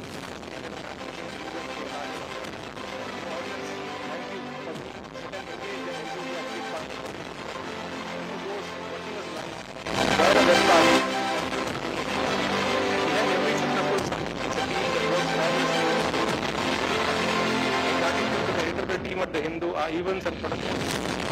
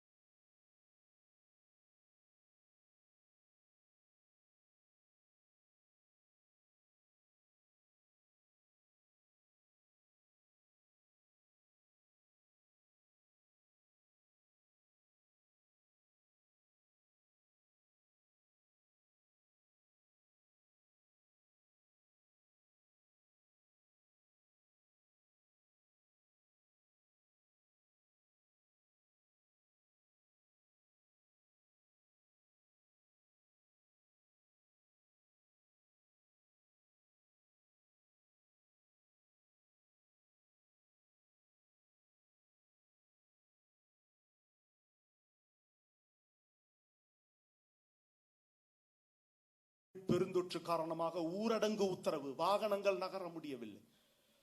எங்களுடைய ராணுவ விஞ்ஞானிகள் 3 மாத காலம் தங்கள் குடும்பத்தினரை விட்டு ஆராய்ச்சி பணியில் ஈடுபட்டு 3 மாத காலம் நீங்கள் ஊரடங்கு உத்தரவில் வீட்டில் இருந்த அந்த காலகட்டத்தில் கருவிகளை உருவாக்கி இந்திய தொழில்துறையின் உதவியோடு உருவாக்கி இந்திய விமானப்படை விமானங்கள் முக்கியமான ஓட்டுச்சாவடி இல்லையா?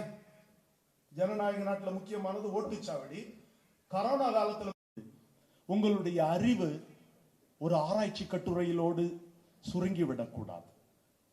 எங்களுடைய ஆராய்ச்சி அவை தேசம் காக்கிற படைப்புகளாக இருக்கின்றன. எங்களுடைய ஆராய்ச்சி வெறும் காகிதமாக இல்லாமல் எல்லை காக்கும் ஆயுதமாக இருக்கிறது. பிள்ளைகளை புதுமையாக யோசிக்க விடுங்கள். புதுமையாக சிந்திக்கிறவர்கள் எல்லோரும் விஞ்ஞானி ஆக வேண்டும் என்று நான் பேச வரவில்லை. நீங்கள் எந்த இருக்கிற ஒருவர் வழக்கறிஞர் தொழிலில் ஆர்டிபிஷியல் இன்டெலிஜென்ஸ் என்கிற செயற்கை நுண்ணறிவை எப்படி பயன்படுத்த முடியும் என்று யோசிக்க வேண்டும். மெய்நிகர் தொழில்நுட்பங்களை மருத்துவ துறையில் எப்படி பயன்படுத்த வேண்டும் என்று யோசிக்க வேண்டும். ஒவ்வொரு துறையிலும் இருப்பவர் அவர்களுடைய கண்ணீரின் ஒரு சொட்டையாவது துடைத்திருக்கின்றன. இந்த தகவல்களை எல்லாம் திரட்டிதான் போர் முனை முதல் தெருமுனை வரை என்ற ஒரு புத்தகத்தையே நான் எழுதியிருக்கிறேன். படங்களோடு தமிழிலேயே அதை நான் எழுதியிருக்கிறேன். புத்தகம் வாசிப்பு மிக மிக முக்கியம். நான் 8ஆம் வகுப்பில் நூலகத்தின் உறுப்பினராக. படித்தவர்கள் வாசிப்பதில்லை. படிச்சிட்டார் சார், ஒரு பெரிய லாயர், சட்ட புத்தகம் மட்டும்தான் படிப்பார், பொது புத்தகம் எதையும் படிக்க மாட்டார். அவர் பெரிய மருத்துவர், மருத்துவம் சார்ந்த புத்தகம் தான் வாசிப்பதில்லை. படிப்பு என்பது துறை சார்ந்து பாடத்திட்டம் சார்ந்து இருப்பது. அதை படித்தால் உங்களுக்கு பாடத்திட்டம் தாண்டி மனது இயங்குகிற, நாம் ஆசைப்படுகிற, நாம் நமது எதிர்காலத்திற்கு நம் எல்லாவற்றையும் தேடி தேடி படிப்பது வாசிப்பது. நாம் படிப்போடு நின்று விடுகிறோம். ஏனென்றால் படிப்பு சம்பளம் தருகிறது. வாசிப்பு என்ன தருகிறது? படித்தால் வேலை கிடைக்கும். ஸ்டார்ட் பண்ணலாங்களா? ஓகே. இன்று ஈரோடு புத்தக திருவிழாவில் எனக்கு ஜிடி நாயுடு, இன்னைக்கு புத்தக திருவிழாவிலிங்க எனக்கு வந்து ஜிடி நாயுடு சயின்டிஸ்ட் அவார்டு கொடுத்தாங்க. இது வந்து என்னுடைய வெளியீடுகள், அறிவியல் வெளியீடுகள், அது அந்த ஆர்டிகல்ஸ் வந்து ஒரு இன்டர்நேஷ்னல் ரெப்யூட்டட் ஜேர்னல்ஸில் வந்து பப்ளிஷ் ஆகிருக்கு. நான் வந்து ஒரு சாதாரணமான ஒரு கிராமத்தில் பிறந்து விவசாய நான் வந்து அரசு பள்ளிகளில் தான் என்னுடைய ஆரம்ப கல்வி, மேல்நிலை கல்வி எல்லாமே, பள்ளி எல்லாமே வந்து அரசு கல்வியில் தான், அரசு பள்ளியில் தான் படித்தேன்.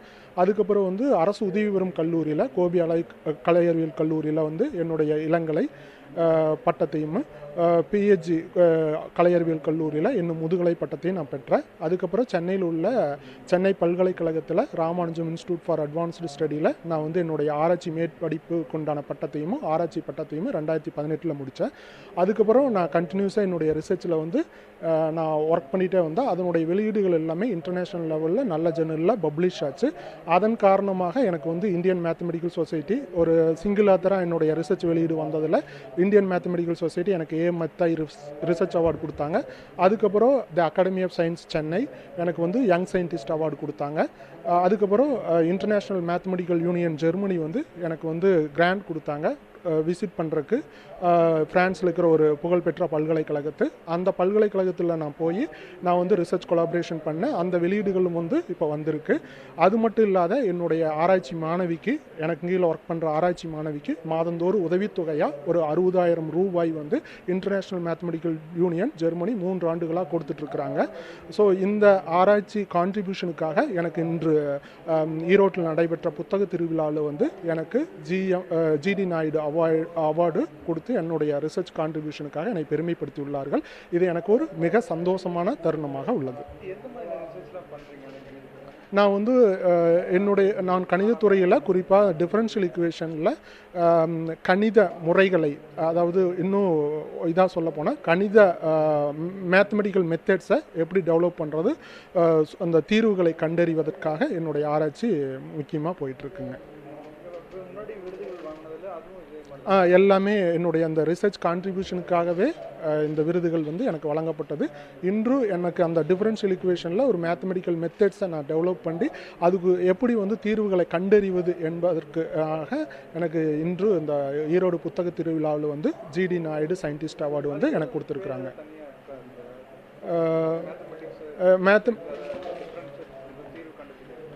அதுக்கு வந்து நான் ஒர்க் பண்ணுற ஏரியா வந்து ஃப்ராக்ஷனல் டிஃபரன்ஷியல் ஈக்குவேஷன். இந்த ஃப்ராக்ஷனல் டிஃபரன்ஷியல் ஈக்குவேஷனுக்கு வந்து பார்த்திங்கன்னா கணித பகுப்பாய்வு முறைகள்னு சொல்லுவோம். அதாவது மேத்தமெட்டிக்கல் அனாலிட்டிக்கல் மெத்தேடு. இது மாதிரி ஒரு மேத்தமெட்டிக்கல் மெத்தட்ஸ் வந்து அதில் இல்லை. ஸோ அதனால தீர்வுகளை எவ்வாறு பெறுவது என்பதை வந்து நானும் என்னுடைய ரிசர்ச் குழுவினரும் வந்து உருவாக்கி இருக்கிறோம் கணித மெத்தேடுகளை. அந்த மெத்தேடுகளை யூஸ் பண்ணி எவ்வாறு சொல்யூஷன், அதாவது தீர்வுகளை எவ்வாறு பெறுவது என்பதற்கு தான் என்னுடைய முழு ஆராய்ச்சியுமே இருக்குது. என்னுடைய பேர் பிரகாஷ். நான் வந்து அசிஸ்டன்ட் ப்ரொஃபஸர் அமிர்தா விஸ்வவித்யாபீடம் யூனிவர்சிட்டியில் ஒர்க் பண்ணுறேன். எக்ஸாக்டாக ஒரு சொல்யூஷன் நியூமரிக்கல் அனாலிட்டிக்கல் அது நியூ ரிசர்ச் ஏரியான்னு கேட்டு இது வரைக்கும் யாரும் பண்ணல. ஸோ நாங்கள் வந்து அதை முன்னெடுத்து என்னன்னு சொன்னீங்க தீர்வுகளை எவ்வாறு பின்ன வகைகள் சமன்பாடுகள் ஒரு ஃப்ராக்ஷனல் டிஃபரன்ஷியல். இப்போ நீங்கள் பார்த்தீங்கன்னா இந்த பயாலஜிக்கல் இது எல்லாமே வந்து பார்த்தீங்கன்னா ஒரு டிஃபரன்ஷியல் ஈக்குவேஷனாக இருக்கும். பர்டிகுலராக வந்து ஒரு தீர்வுகள் கிடைச்சாதான் 50